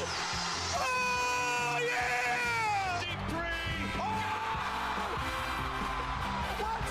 Blazers win the series. A walk-off three from Lillard. It's a new era in Portland. Rebound, Sharp, put back, dunk. And a new career high for Shaedon Sharp. I will miss the chance to learn from Dame, but we also have Anthony Simons and JG, guys that have been around him. I won't miss the development on my own part. It's Blazers Game Day with Chad Dewing. Blazers Game Day is presented by Frost Brewed Coors Light, made to chill. Well, good afternoon, my friends. This is Blazers Game Day. I am your host, Chad Dewing. Tonight, the Trailblazers are in Sacramento to meet the Kings. Tip-off is coming up at 7 o'clock. I do have the latest. We know that Scoot Henderson will not play tonight as he continues to be out with that sprained right ankle. So we'll keep an eye on that, and hopefully he can play later in the week. It's a light week for the Blazers on the schedule. Sacramento tonight, and then they don't play again until Sunday. They'll be in L.A. to take on LeBron and the Lakers. So the Blazers now taken to the road for a couple of games. Coming off that loss Sunday night at home against the Memphis Grizzlies, it was a bizarre game where there were stretches in the game where the Blazers played sensational basketball, especially in the third quarter where they came out and outscored the Grizzlies by 12. They built a double-digit lead, and everything was cruising. And then the Grizzlies smarted up just a bit. They started to clog the paint, and they forced the Trailblazers to become a shooting team, and Portland went ice cold. And they pulled off something that I rarely see in the NBA, but I think it was with 8:13 remaining in that fourth quarter on Sunday. The Blazers, after a three from Jeremy Grant, had built a 98-86 lead. And in the final 8:13, Memphis outscored Portland 26-2. Think about that for a second. 26-2. So Portland managed just 2 points in the final 8:13, and that was on free throws. No field goals for the Blazers in the final 8:13 of that ball game, which is bizarre. And it's unfortunate because there were stretches where we saw great defense, especially from Tamani Kamara. There was player movement. There was ball movement. There was a lot of things happening in the game through stretches. It's like, that's exactly what we want. And then they went ice cold and missed shots. But that's to be expected with this team. And something you want to think about as they continue to press forward. Offense is always going to be a bit of a challenge for them. And that's because they don't have a lot of great shooters, scorers on the floor, especially without Anthony Simons, their best offensive player, their best shooter. And the Blazers going into that game on Sunday were next to last in the NBA in offensive efficiency, and they're dead last in the NBA in three-point shooting. And, of course, you got to be able to make some threes to be able to compete in the game today because so many teams are putting up a high volume of threes night in and night out. So for Portland, I think it's pretty simple. It goes back to what we've talked about all season, focusing on incremental growth and really paying attention to the way that Chauncey wants them to play and how the guys are responding. And if they continue to do that, regardless of wins or losses, that's what we're focused on. And then after that, the development of the young players, Scoot Henderson, who's out, and, of course, Shaedon Sharpe, who has been a breath of fresh air. He is playing with confidence. I really like his decision-making with the basketball in his hands. And as someone told me on Sunday at the game, he doesn't even know how good he is. He's still figuring it out, and when he does, he's going to become an even more effective basketball player, which is terrific. So a lot of things to look forward to, and the Blazers continue to press forward. The one good note is they have improved significantly early in the season on defense. They were number 9 in the league in defensive efficiency going into the game on Sunday. They've been holding their opponents to about 33% shooting from downtown. That's a major improvement. They've been good in the steals department. There's been better communication. They've got longer and better athletes who are on the court now. So we're seeing a better response defensively. So I like that. Better defense. Guys are playing hard. Communication's coming along. You can start to see some of the signs of what Chauncey wants them to do. And they're going to need that. They need to play with energy. They've got to scrap. And that's what Nate McMillan used to say all the time. They've got to scrap and fight. Fight, scratch, claw. They've got to continue to play hard and be opportunistic on defense to manufacture points. And hopefully what we'll see is as the season moves along, we'll start to see the pace pick up because they're one of the slowest teams in the league. They haven't been able to get out and run as much as they would like. And I'm hoping as their defense, as they continue to work on it, they can create some turnovers, which will translate into some easier buckets, which will help them out on the offensive end, with their issues that they have with scoring.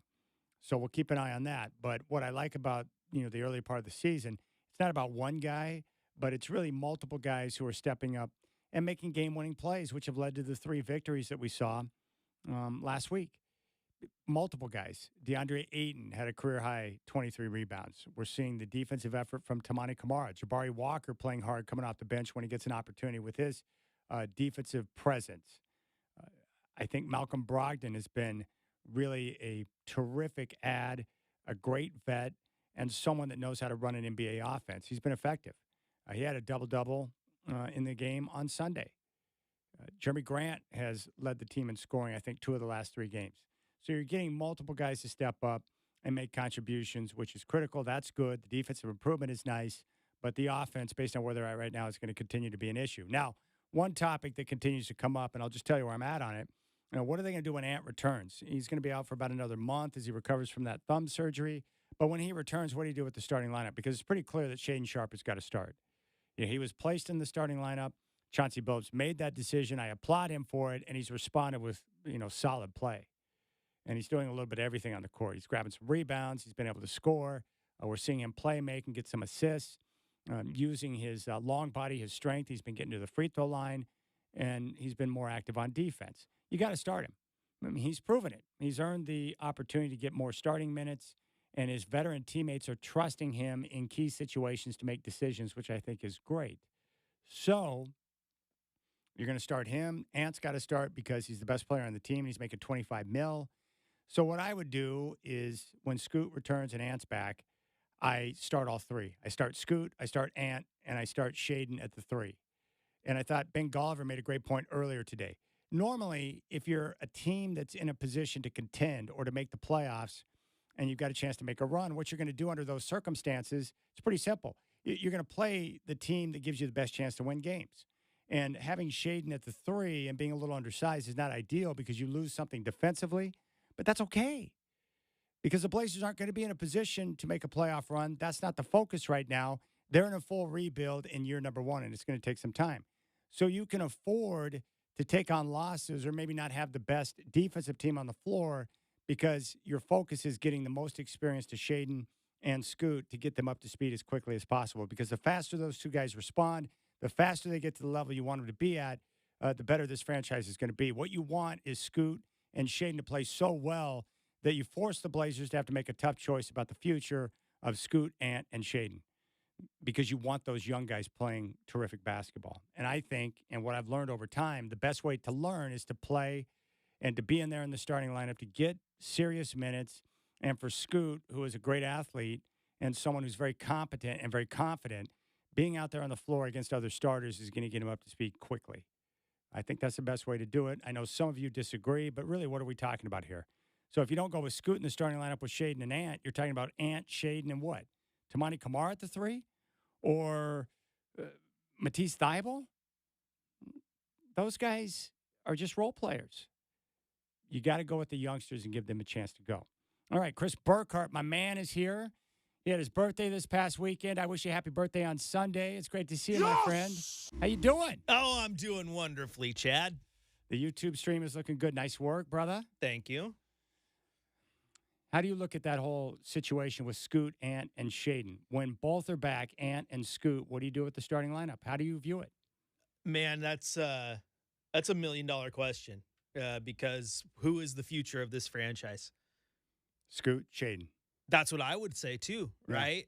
And I heard you talking about with The Godfather, I think it was yesterday, like this idea of positionless basketball makes sense to a point, but that's also a cop-out to me. Like Shaden is not a small forward. No. And you might be able to slot him in there, but he's shown with the way he's playing right now, especially offensively, that he's definitely a 2-guard.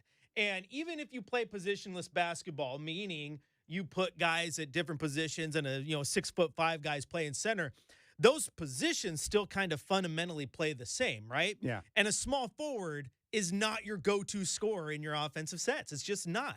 Yeah, you're going to get shots, but not the way your 2-guard does. So that's where the conundrum is, because if you slot Shea into the 3, you take him away from what he does best. So it's back to what you and I talked about a couple days ago. It's what route do they go? Because they're going to have to decide if Shea or Ant is that guy in the long run. I don't think they're ready to make that decision either. I don't think they are. They need more time. I guess my question would be, if you bring Scoot off the bench, how much does that slow his development coming off the bench and not getting a chance to go up against the frontliners on the other team? I think it slows his development tremendously. And I think Blazer fan might like it, right? Because then they see him all of a sudden, look at him. He's scoring more efficiently and he has less turnovers, but he's playing against a second unit. He is your 3rd overall pick. You need to throw him to the fire and you need to know what you have and you need to know what you have now. You know what? It sure feels like they need to trade Ant sooner rather than later. It does. It does feel like that. And we love Ant. I'm a big fan of him. Oh, He's of course terrific. we are. I mean, big time Ant fans. But when you drafted Shaden and then you went and drafted Scoot the next year, that kind of set you up in the backcourt. That's your future backcourt, right? I think it has to be. And you're not paying Ant, especially in the middle of a rebuild, $20 million and more to be your 6th man, right? Yeah.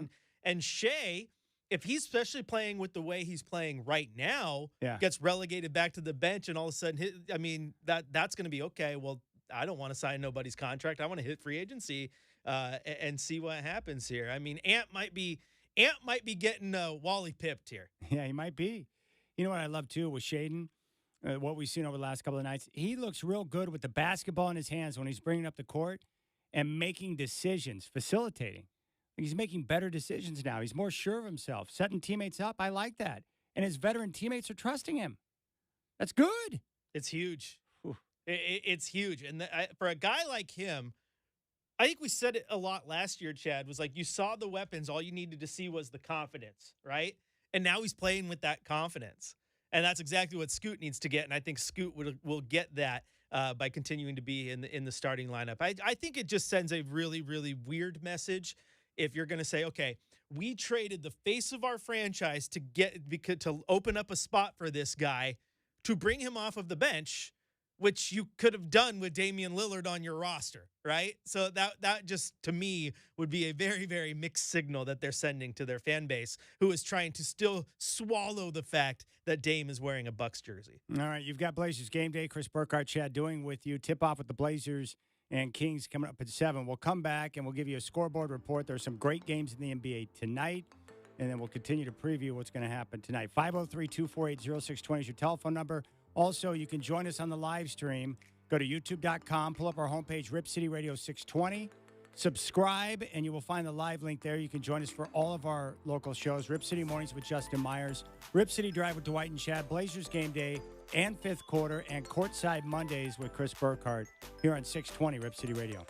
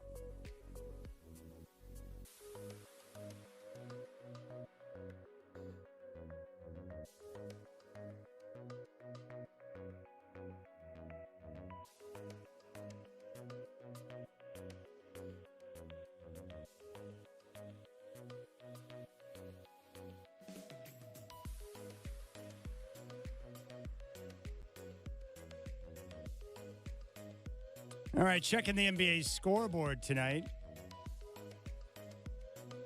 The Wizards right now lead the Hornets second quarter in Charlotte 43-35. Second quarter in Indiana, Jazz on top of the Pacers 43-41. Celtics lead the Sixers 40-35. And first quarter in Brooklyn right now, Clippers 10, Nets 9, Knicks and Spurs just underway. And a bunch of games coming up later on tonight. Suns are in Chicago to meet the Bulls. Suns favored by 1.5. Tip-off at 5. At 5 o'clock in Houston, Lakers and Rockets. L.A. favored by 2.5. 5 o'clock in Memphis, Heat and Grizzlies. Miami favored by 1.5. 5 o'clock in Milwaukee, Pistons and Bucks. Milwaukee favored by 12.5. Pelicans are in Minnesota to take on the Timberwolves at 5. Minnesota favored by 9.5. 5 o'clock in Oklahoma City. Cavs a 1.5-point favorite over the Thunder. In Dallas at 5:30, Mavericks and Raptors. Dallas 4.5-point favorites. Big game tonight on ESPN at 7. Warriors are in Denver to take on the Nuggets. Golden State at 6-2. Denver at 7-1, and the Nuggets are a 3.5-point favorite. The Kings and Trailblazers down in Sacramento at 7, and right now Sacramento is a 7.5-point favorite. All right, we'll get to Scoot here in just a moment. Let's go out to the phones. Let's go to Tim in Milwaukee. Tim, welcome to Game Day, my friend. The stage is yours. Hey, I couldn't get in fast enough to cover your LeBron versus MJ, the greatest ever. I've always been on Team Kareem, but you brought up a good point in that he really didn't embrace leadership, and I don't think that he didn't necessarily have a capacity for leadership. They did call him the captain, but I think that if you look during the course of his life, especially his younger years when he was much more socially active, let's say, social justice-wise, he kind of had an anti-establishment rift about him that I think carried him through his career. So I think that perhaps his lack of leadership was a little bit of a pushback against the machine, if that makes sense. But he was friends with another guy you talked about, Muhammad Ali, and something Ali did that I have adopted into my life for years, and it's always worked. Ali had this thing where he would shut down when he needed to win, he would shut down for a round or two.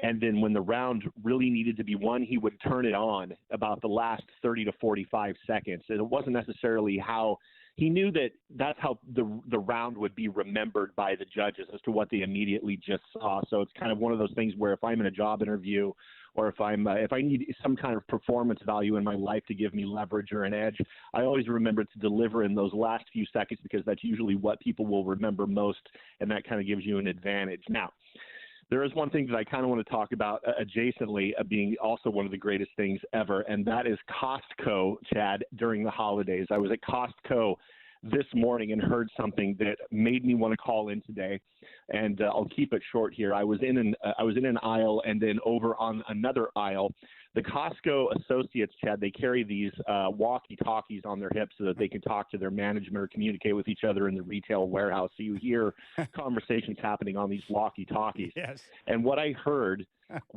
across the aisle from me was this: I'm going to need you to drop them and spread them, Robert. I need to smell it. So this is what I hear coming over the CB radio. So I'm thinking this is going to be hilarious. So I walk around to see exactly what had happened, and what I thought was going to be an avant-garde adult scene was just simply two pallets. One had been punctured by a forklift, and it was full of coffee creamer. So the gentleman that was coming to survey the incident, the drop him and spread him, Robert, I need to smell it, was coming to survey the coffee creamer that had been punctured on the floor to see how much of it had actually spoiled. But I wanted to share that with you today as it was the most holiday thing I've heard in years, Chad. Have a great broadcast tonight. I appreciate that. Thank you so much. I don't like walkie-talkies. I don't like people at stores talking on walkie-talkies. I think it was towards the end of last Blazers season, there's a Walmart that's right below a couple of minutes away from the station. And I went down there after the pregame show. I needed to pick up a couple of items. Unfortunately, one of those items was Preparation H, and I couldn't find it. And I kept looking, and finally I'm like, dude, I got to get out of here. So I found one of the blue vests, and I'm like, excuse me, ma'am, where's your Preparation H? And I was just hoping she'd give me the quick point, and I'd be able to go and grab it and get out of there with some dignity. No, she didn't know, and so she got on the walkie-talkie, and before you know it, all of the blue vests knew what I was looking for. Why did you have to do that? Just tell me you don't know, and I would leave the store.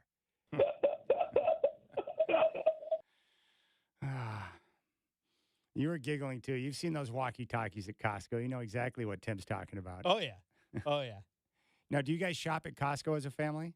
Oh, yeah. Just started here in the last few months because, those wonderful people at the OSAA turned me on to it. So, Dude, it's a great place, but I have never gone there when it's not total chaos. The parking lot, getting through the store, the aisles, it's chaos. are you doing this on purpose? Because Myers had an entire segment on the chaos at Costco this morning. Oh, he did? I did not. I knew he did because what was the message I got today? Someone reached out and sent me a message. Oh, here's what it said. Came into the station. He didn't specify show. I just knew it had to be Myers. Here's the message from Kevin T. First 20 minutes on air, zero sports talk, but got filled in about doctor's appointments and Costco. Come on, man, do better with the smiley face. And I was like, that sounds like Justin Myers. And there's a lot of things I don't like about any of that either. Costco, parking lot, aisles, chaos. What I don't like about going to the doctor is this. So I'm like you.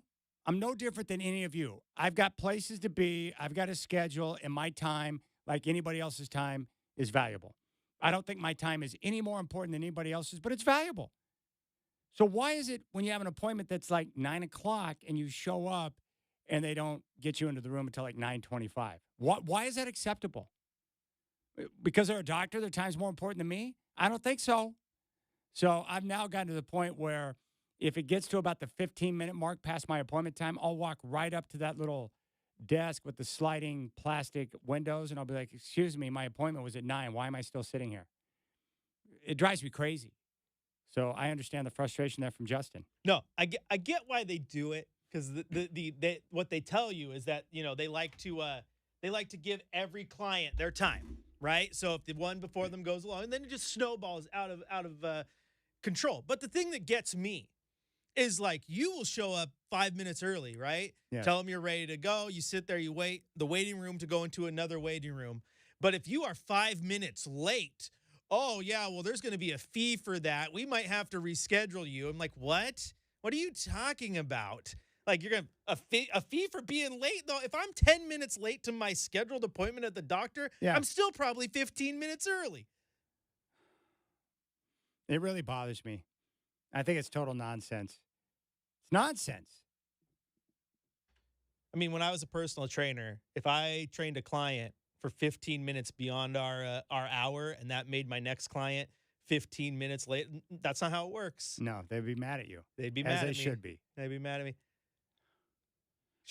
should be like taking an extra seat on the plane. Like if you're scheduled with the doctor for a half hour, but you want to actually take 45 minutes, you got to pay extra for that extra 15. Yeah. I'm sorry, but if you're spilling over into my space, you should probably have to buy my seat. And because I'm svelte, I'm a target. I am a victim on airplanes. They see me and they're like, all right, there's my guy. I'm like a magnet for large human beings. That's why I loved when I traveled with the Godfather. Yeah. Because I'm a window guy. He's an aisle guy. And when you put the Godfather with his mean mug in the aisle, nobody wants to take the middle seat, baby. No, I am the aisle guy. I don't sit next to windows. I don't need to see anything. I like the aisle. All right, let's go out to the phones. Let's go to Eastside Mark. Eastside Mark, welcome to Game Day. What's on your mind, buddy? Hey, guys. Not the Blazers. Chad, believe it or not, how you doing, buddy? Good Fabulous. time. Good to hear your time voice. Hearing your voice. Yeah, I'm still with us, my friend, so I know what you're talking about with the doctor's visits and stuff. So listen, anyways, I got something that surpassed my incident with the Loomis armored car. I the doubt one where that. I got sideswiped. Well, you ready for this? Yes. My car got stolen. And not only that, it was basically they returned it. I got it 2.5 days later. They trashed the inside. They wrecked 3 of the corners. The front drivers and both back ends corners were just toast. The car has now been repaired by, I'm not going to say the name of the place. They did great work. They took care of that side swipe, the mark that I had, because it was in the damage zone where I had damage from the people that stole the car or whatever. It got stolen right out of my driveway. So anyways, yes, I went 7 weeks without working because they have to, when a car gets stolen, one of the things they do is they test the inside of the car for drugs because a couple of mechanics have got poisoned by that fentanyl crap. Yep. Stuff. Yep. So, yeah, my car came back negative for that, but it came back positive for crystal meth. So not only did these guys steal my car, they went around smoking crystal meth in it. Yeah. Because, like, the service manager, he knows I'm just an old hippie. He's like, you don't mess with that shit. And I go, no. And he goes, well, your car does. Whoa. Let me just hit the dump button about 5 times. Come on, guys. What are we doing? Easy. You beat me. You were quick on that. I like that. Oh, my goodness. I'm a vet. I got the antenna up at all times. Easy, Mark. Easy. I know it's crazy out on the east side. That's why I don't go to Gresham. You know, it's scary out there. That may be okay to do in Gresham, Mark, but not here. Not here in Tigard, baby. Your good friend Michael Shacker was trying really, really hard for Preston and I to cover a game out at Gresham High so that you'd have to tease it all week. Be like, oh, yeah, and later on tonight in Gresham. That's crazy. All right, let's go to Mitch in New Jersey. Mitch, welcome to the show, my friend. What's on your mind? How's it going, guys? Fabulous. I love going to doctors. I've been to doctors now like two times the last 2 months. I've got caught a cold. I'm still fighting a cold. Same thing my little grandson. Those daycares, boy. Yeah. Wipes out an adult. It's like a petri dish. The whole family. Okay. And I've been to doctors. I've got bitten by a dog. I still have to sit there and take care of myself. I needed 5 stitches one time at work. I didn't get a look until like an hour and a half into the cut, the gash I had. It's amazing going to doctors. I think LeBron's the second best player. I'm putting Wilt at number 1. What? And to me, I think it'll be a great game. Caleb has a nice shot. If he puts up good numbers, look at Tim Tebow's highest in the year. He was 8-4 only. Be spoily here. They finally got rid of Grinch about 12 games late. The name is classic, but good riddance. And hey, it's wait been a a great second. year for the Pac-12. I enjoy a lot of these games. The Pac-12's been awesome. I got a question for you, though. I guess. Hey, Mitch, I got a question. Sure. So Wilt's 1, LeBron is 2 on your list. Where's MJ? Number 3. Oh, okay. I was just curious, Mitch. See, this is what happens. Everything's going well, and then the show deteriorates quickly. Thanks a lot, Mark, over on the east side. Let's go to Tony and Boring and just continue this destruction. What's going on, Tony? Oh, late night yard work because, well, it gets darker an hour earlier. Thank you. Yeah, this time of year is so great, man. We have like 5 hours of daylight, bad weather, and a lot of rain. Right, yeah. So you got to hurry up and try to get work done so you can, get a little yard work done before it gets dark. Hey, congratulations. 25-year anniversary yesterday for you and the wife. That's awesome. Thank you for the kind words. Yes, appreciate that. We are definitely a rare breed. There's no doubt. Michael Jordan, obviously, is number 1 in my book.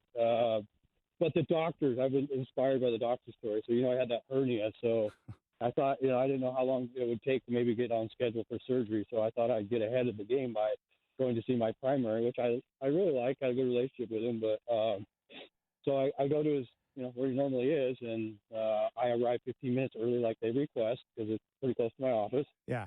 And they're like, oh, yeah, he doesn't practice here anymore. He's over in West Lynn. I was like, well, it'd been nice if somebody would have told me that. Well, you probably got it. You should have got an email. Well, I said I didn't. But, when people call and he just recently moved, it'd be a good idea to let him know at that time. So they're like, well, you still have time. Run over to West Lynn. So I go from Oregon City over to West Lynn. I think I walked in the door. It was like 3:03, so I was maybe 3 minutes late. She had already talked to the lady in Oregon City and was trying to tell me, oh, I'm sorry, Mr. Kohler, we're going to have to reschedule you. I said, why? I'm here. My appointment's at 3 o'clock. She never even freaking answered the question. She winds up going to the back, I'm assuming to talk to my doctor, and still comes back and says, yeah, I'm really sorry, we're going to have to reschedule. I reserved my tongue. I just hit the door really hard on the way out, and that's it. I'm done with him. I got a new primary, and all is well. But, yeah, I fired him. Yeah, that's good. You shouldn't have to deal with that kind of stuff. It's nonsense. Oh, my goodness. All right, let me try and steer this program back on track here. All right, Scoot Henderson. It's very simple. Look, when he comes back, you got to start him. You got to start him. I'm making sure that Scoot and Shaden are starting, period. And if that means you got to start Ann out there too, I'm doing it. I know it's not ideal to have Shaden Sharp at the 3, but I need Scoot Henderson on the floor. He is the future. He does not need to earn minutes. He was the number 3 overall pick in the draft, and he would have been number 1 had it not been for Wembanyama.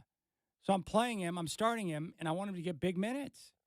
The most important thing for this franchise right now is for Scoot and Shaden to play, to learn, and to develop as quickly as possible. And the best way to do that is to play, to start, and to get big minutes.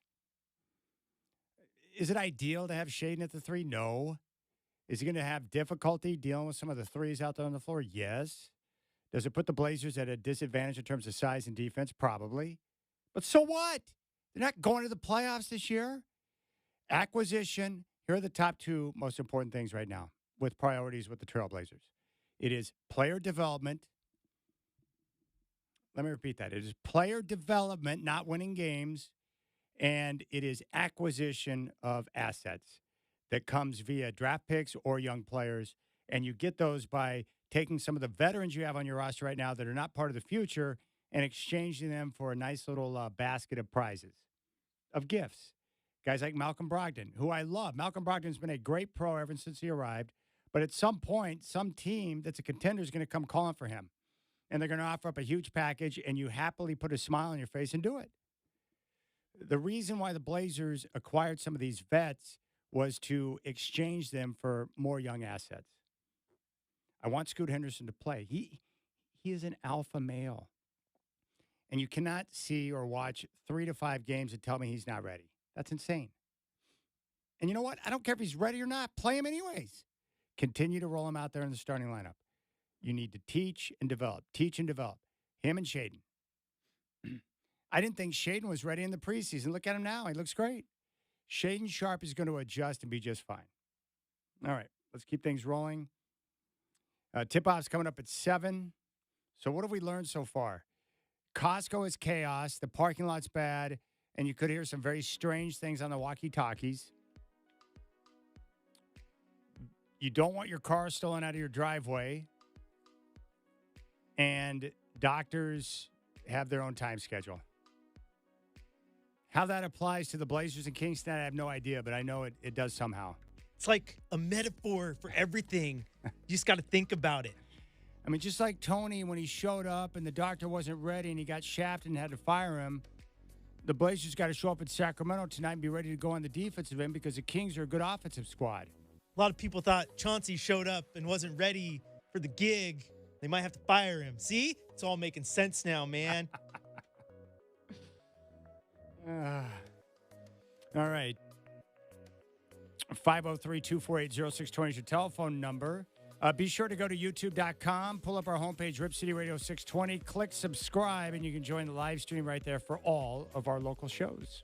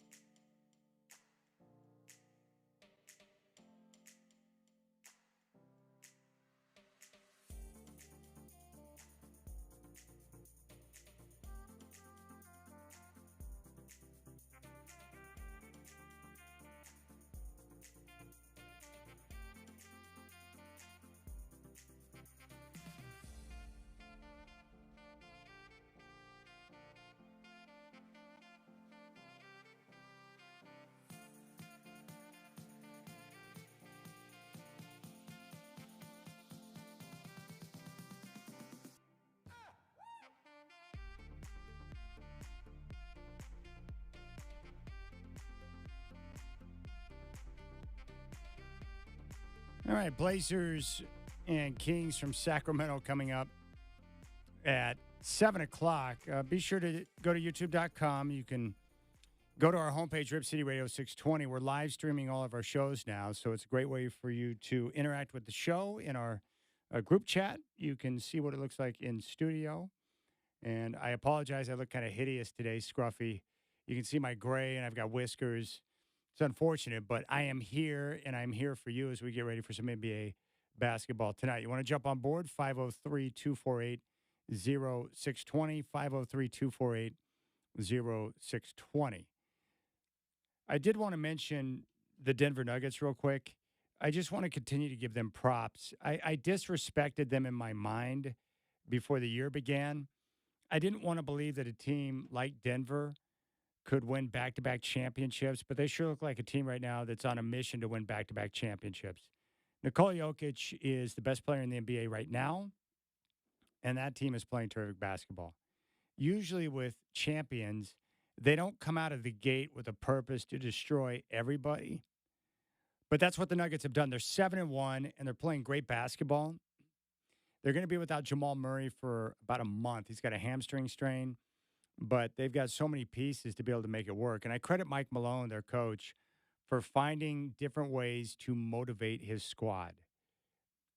It's not uncommon for a champion in the NBA who played, deep into the summer and all those extra games, and you win a championship, and then you have the parade, and you take the summer to soak it all in. You would expect those type of teams to maybe come out of the gate a little bit slow. It's okay. We're the champs. We know how to get over the hump now. But they have not done that. And I agree with what Chris Burkhardt said a couple of weeks ago that, maybe that's what Coach Malone, he knew after they won the championship that it would take some creative coaching on his part to really get his team focused in. And I think what he did is he pointed them in the direction of people like me who doubt them. And if you take a listen to the national narrative on the Nuggets, when people talk about the Western Conference, Denver's just one of the teams that's lumped in with the Lakers, the Suns, the Warriors, and everybody else. But the truth is Denver's the best team, and they've got the best player. And Michael Malone's a darn good coach, and he knows how to motivate them, and he's not afraid to call them out when they don't play hard. So I'm impressed, very impressed. And when you look at all these other teams in the Western Conference, they got flaws. Ben Golliver joined us earlier today and said the Warriors right now appear to be the best threat to take out the Denver Nuggets. He may be right. They're undersized, but they thrive in that type of environment because they can play fast, they can move around, they got good shooters, and they can put pressure on your defense. But the Lakers have issues. The Suns right now are a total disaster. And I think there's some other good teams in the West like the Clippers and the Kings, but I don't consider them legit contenders. So maybe tonight in Denver with the Warriors and Nuggets early in the season is a little sneak peek at what we're going to have in the Western Conference Finals. Now, of course, in the NBA, so much can change because injuries play a part. The Warriors are an older squad, and they're going to have to remain healthy. But I've just learned to kind of tip the cap and give the nod to Jokic. I don't fight it anymore. He's great. He's a terrific basketball player. It's like Saban. I used to be somewhat annoyed by Bama fans, but I just had learned that, no, he's the greatest of all time. I'll just tip the cap and say, you know what, he's great. Props to him. They're dominant, and what he's done in this day and age of college football is amazing. What I see from Jokic now is like the guy's just great. And it's frustrating in our minds because he doesn't look like a superstar. He doesn't move like a superstar. But his game and his understanding of basketball and the way he makes people around him better, he's just great. You're right, Burkhardt. Malone found some way to get to his guys to communicate to them that no one believes in them.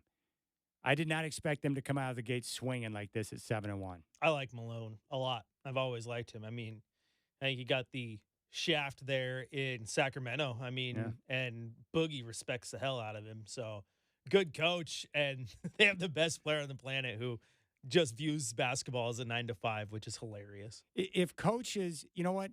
If you're honest with your players and they know that you're honest, they'll let you coach them hard. And Malone is honest with his guys. And so, therefore, they respect him and they let him coach him hard. Like sometimes he'll chew out his guys. He'll clown on them in the media with their lack of effort sometimes. And I respect that. You know what's a little bit interesting about that, Chad, is like this idea of kind of like being nice to your players and letting them get you on, being a player's coach, right? People talk about that. More players than not that I've talked to love a coach that holds them accountable.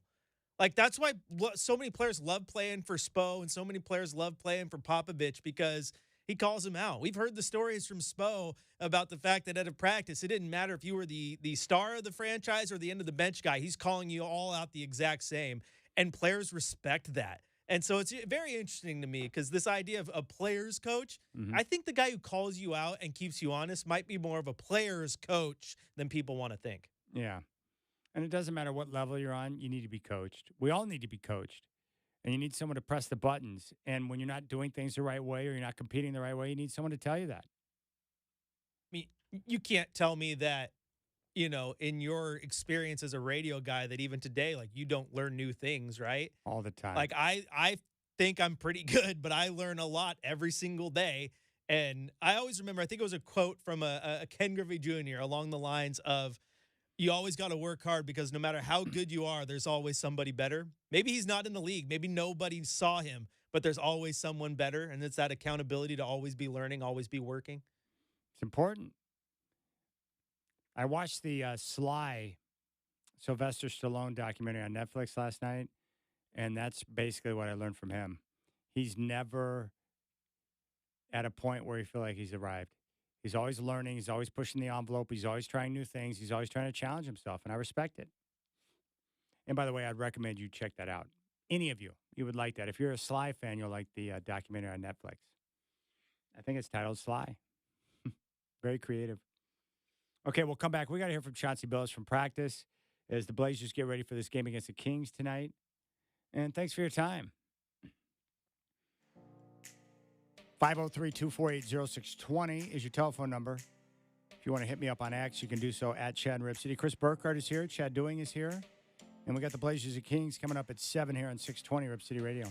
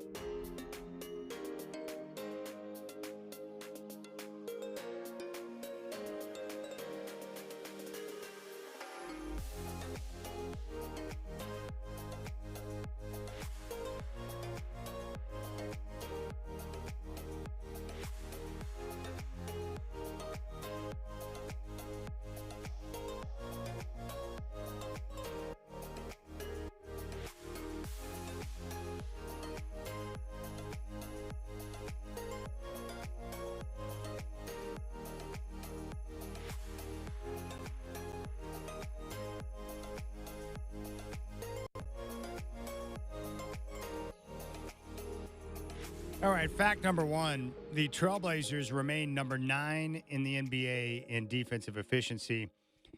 And you got to give them a lot of credit for that. And I know you hate this, Blazer fans, but you know who deserves a lot of respect? Chauncey Billups. I know you don't want to admit it. You want him fired. You don't like Chauncey, but he deserves credit with what we're seeing from the guys. One, I think Dame no longer being in the locker room, it gives Chauncey a little more freedom to kind of have his control and put his imprint on the team. That's helpful. It's hard as a young NBA coach or a new NBA coach to come in and really be demanding when you've got strong vets in the locker room. But now we're starting to see these guys respond. They're playing hard. They're active defensively. And, of course, they've got a more athletic roster with more length, which is nice. So props to the Blazers. Their defense has been great. The offense is not good, but I don't really care right now. Offense can come along easier than defense. You want guys playing the right way, communicating, following the system, and continuing to see change. So what I'm most excited about this week with the games against the Kings and Lakers is to see if that defense can continue this type of production going up against some of the better offenses in the NBA. Now, one of the keys tonight, De'Aaron Fox is out for the Kings, so maybe they won't be quite as frantic with their pace and make things a little bit easier on Portland, but we'll see how they attack. I'm going to pay attention a lot to their defense this week to see if they continue to get after it on that end of the floor based on what we've seen so far. Also, I think the Trailblazers, this could be a good game for them because of the challenge with the Kings' pace. I mentioned before, especially with De'Aaron Fox, one of the fastest guys in the league, they want to play a pace. The Blazers have been playing slow, and we're seeing this transition where Billups wants them to play faster. Remember the preseason talk about getting over the half-court line and getting into your sets with 20 to 21 seconds on the shot clock? I want to see the Blazers try to pick up the pace and find ways to create more easy buckets throughout the game so they can make things easier on themselves. Shots are tough to come by. And we saw that in the game on Sunday where the Grizzlies clogged the paint, forced Portland to become a shooting team, and they couldn't make shots. Their defense, their aggressiveness, and willingness to get out and try to push tempo and create some easy buckets might be a good thing to do. So keep an eye on that. The other thing, too, and this is absolute, with Robert Williams out, the Blazers, I think, need to find a way to do some type of small move. I'm not talking about a blockbuster, but find a way to acquire some depth in the front court. Without Robert Williams, they're severely limited now in the front court, and they don't have a lot of size on the bench. And you got DeAndre Ayton, who's been a breath of fresh air, but they've got to go out and get some size. So if I were the Blazers, I would look to make a move, bring somebody else in that can play some minutes and provide some size to help out that second unit. And for Robert Williams, get the surgery, get him healthy, and then somewhere in the future, he can be a valuable trade chip for your Portland Trailblazers, which is nice. All right, let's take a listen to Chauncey Billups. This is following practice, and get his take on the upcoming week for your Portland Trailblazers. I think Brooke Olsendan starts out by hitting him with the question. It's totally random, but DA just made us laugh over here, of course, talking about his trash talking, and he thinks he's the best one on the team, especially in these practice facility moments. Would you agree? Yeah. On our team, I would probably say yeah. He can get it going. He can get it going. Yeah. And can back it up? Yeah. Obviously, shoot. I don't consider a dude a good trash talker if he can't back it up. So if you don't back it up, you're talking for no reason. Do you like that in practice? I do. I just think it adds a level of competitiveness a lot of times when one team or 2 or 3 guys are talking stuff, and obviously that's going to make anybody go harder, and play harder, compete harder. So I've always been a fan of that. It could be a thin line sometimes. You don't want it to get out of hand, but we got a good feel on that. Overall, are you happy with where the team is at right now developmentally in terms of where maybe you expected them to be this time of 2 weeks into the season before the season started? I'm extremely happy with where we are. I really am, man. I mean, even after a night like last night, a team goal, you don't score a field goal in the fourth quarter for 8 minutes. 95% of those teams, they concede that loss. They just wasn't our night, boom. We just don't do that, I think as a coach, anybody will be very happy with that. And these guys I told them today, I'm having so much fun coaching them.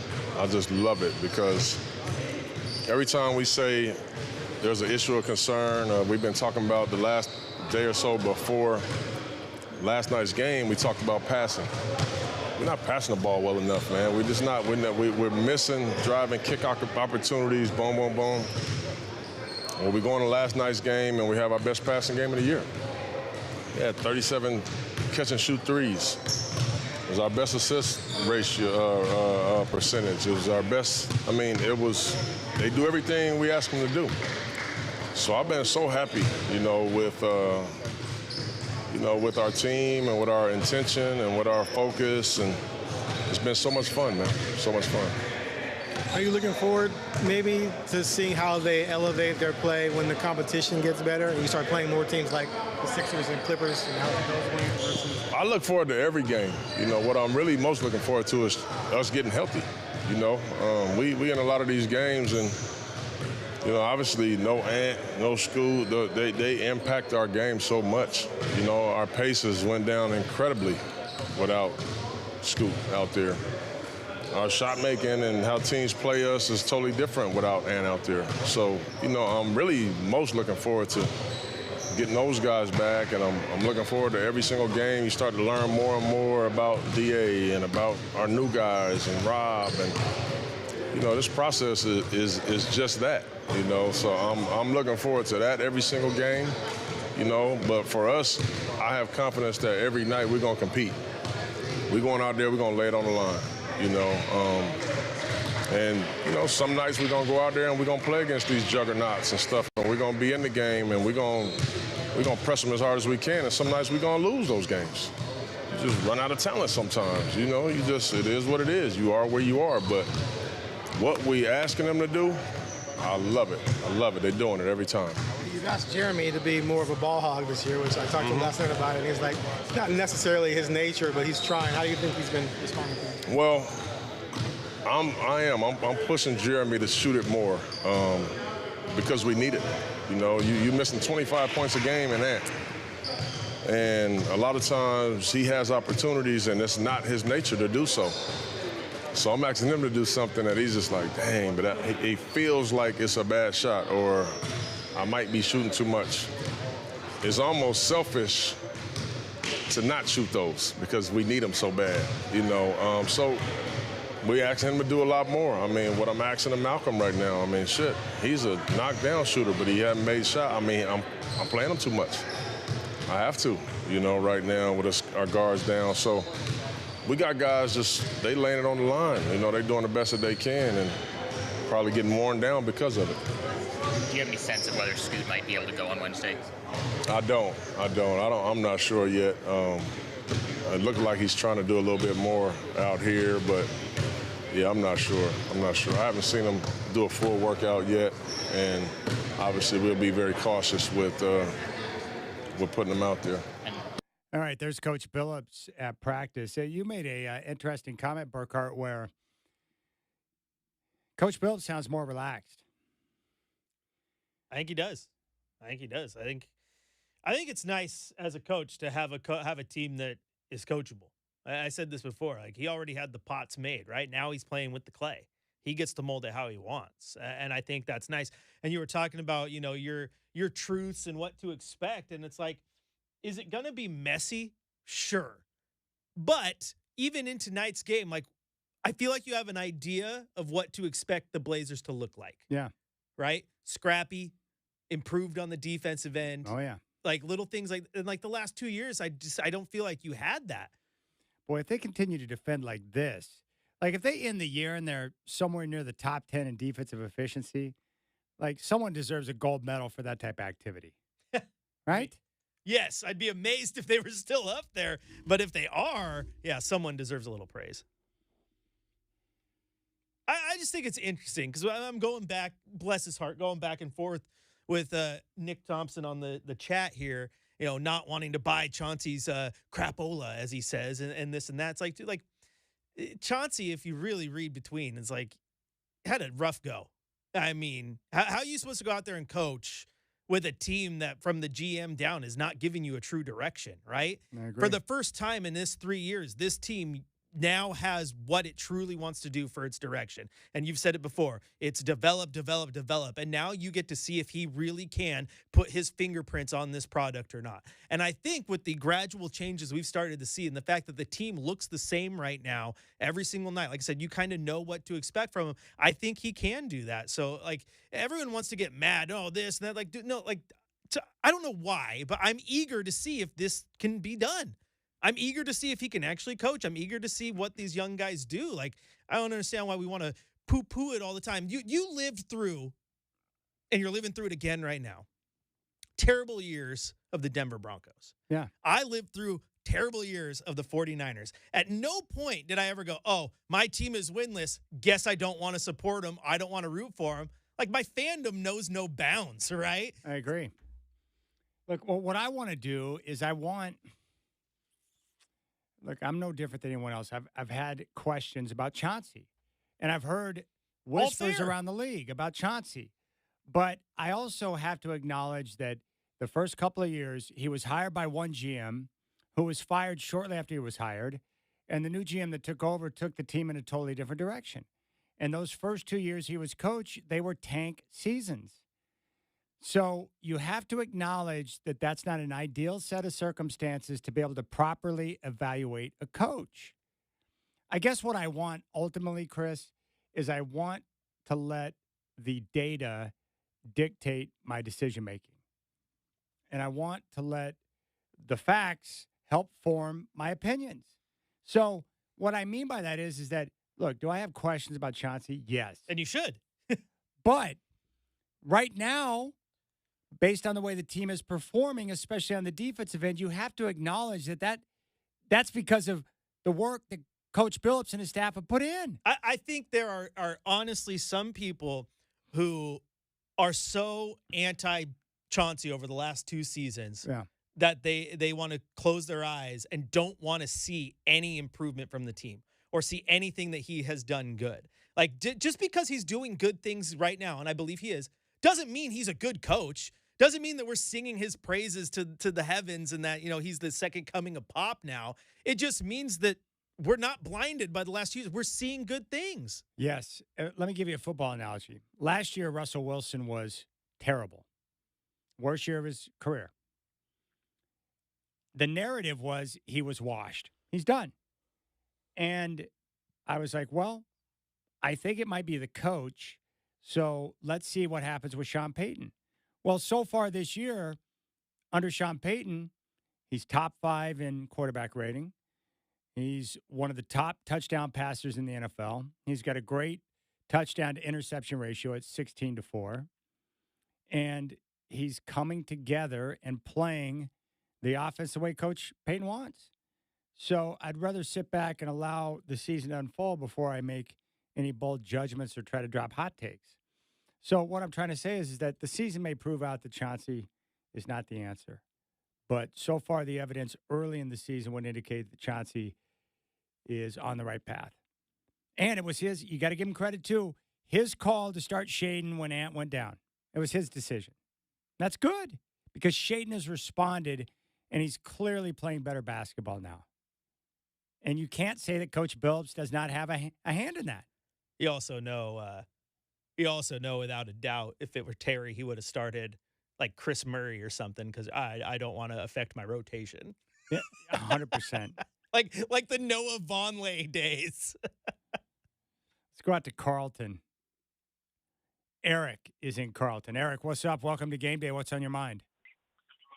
Hey there. Thanks for taking the call. Oh, you got it. Hey, I won tickets yesterday or the day before, so I'll be at the Cavs game on Wednesday. So thank you so much for the tickets. That's awesome, man. Congrats. I hope you enjoy it. Yeah. Hey, I'm a East Coast transplant, New Jersey guy, and I'd love to just ask you what your thoughts are on the Knicks. They're putting a whooping right now on the Spurs, and love to see if you have any thoughts. I'm starting to become a Blazers fan. I've been to I was at the Fan Fest. I went to some preseason games, went to games last year. But, yeah, I just would love to hear if you have any thoughts about the Knicks. Now, I'm curious, did you grow up a Knicks fan? Yeah. I grew up in New Jersey, and I moved here during the pandemic. So I'm pretty freshly West Coast. Well, I'll tell you what. One thing I like about the Knicks is I like their coach.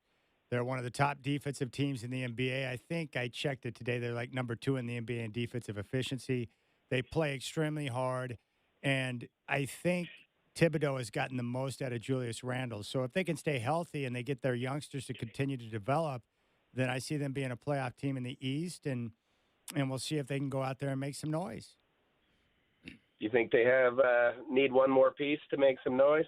Yeah, I would say so, only because you look at the Eastern Conference, there's such a separation from the top with Milwaukee and Boston and everybody else.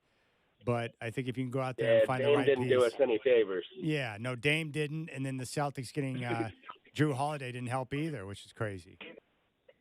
Well, I'm loving Blazers basketball. I enjoy listening to you guys. And Hey, thanks for what's the tickets. biggest thing you noticed? Because you're in Carlton right now, but what is it like coming out from the fast pace of the East Coast to being out here in the Northwest? Do you notice a difference? Well, I pursued the difference. This was always more my temperament and speed. Nice. Life circumstances had me there, so I've wanted to live in Oregon since the 90s. Well, dude, I can't wait. What you got to do for me, Eric, and welcome to the Northwest.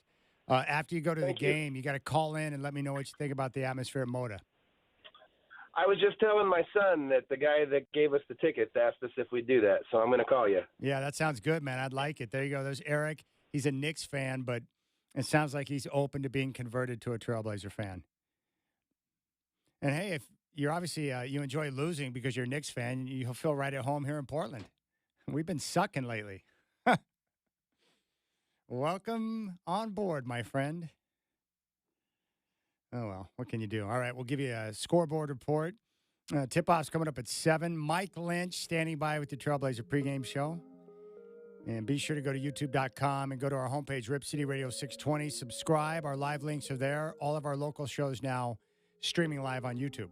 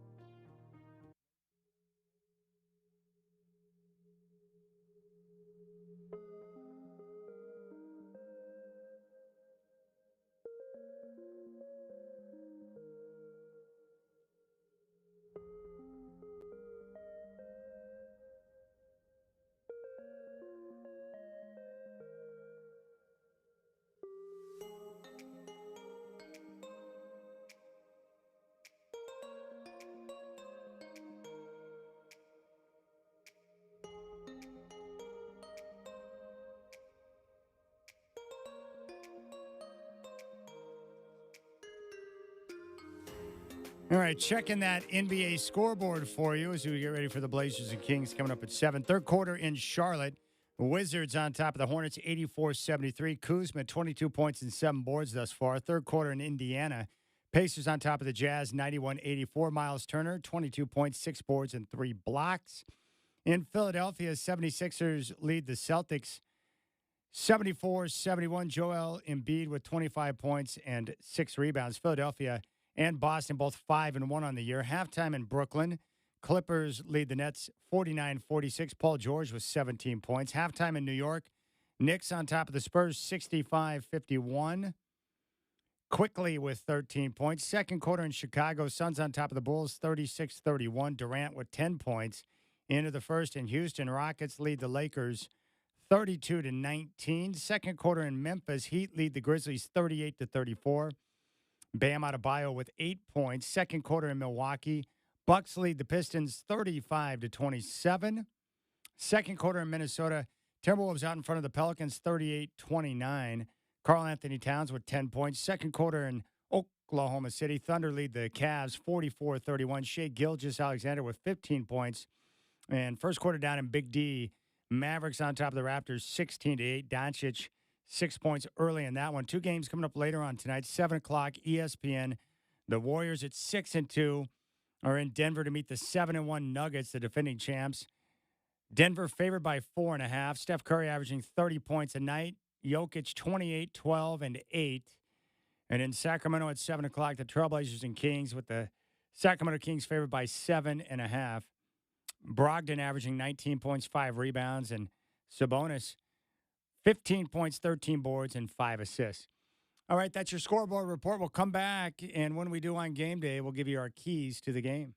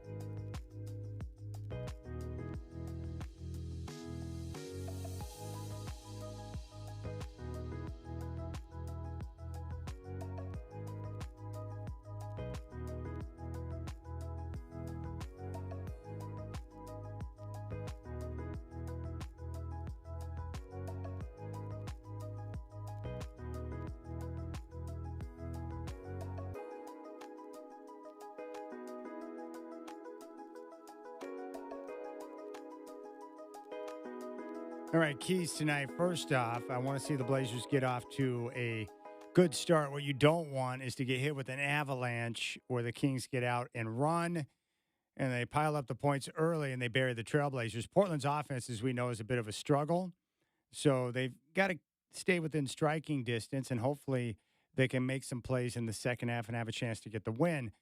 You know, tempo is going to be critical tonight. So I think for the Blazers, protecting the basketball, making sure you rebound well. You don't want to give the Kings an opportunity to get on the open floor because they move so well. I think also I want to see more of what I saw in that third quarter against Memphis on Sunday night. A lot of player movement and ball movement. A lot of different guys touching the ball and force that defense to defend all 5 spots. And then hopefully what we'll see from the Blazers, like we've seen in the 3 wins, is, 4 to 5 guys making a contribution and really stepping up to make game-winning plays. And outside of that, just overall defense.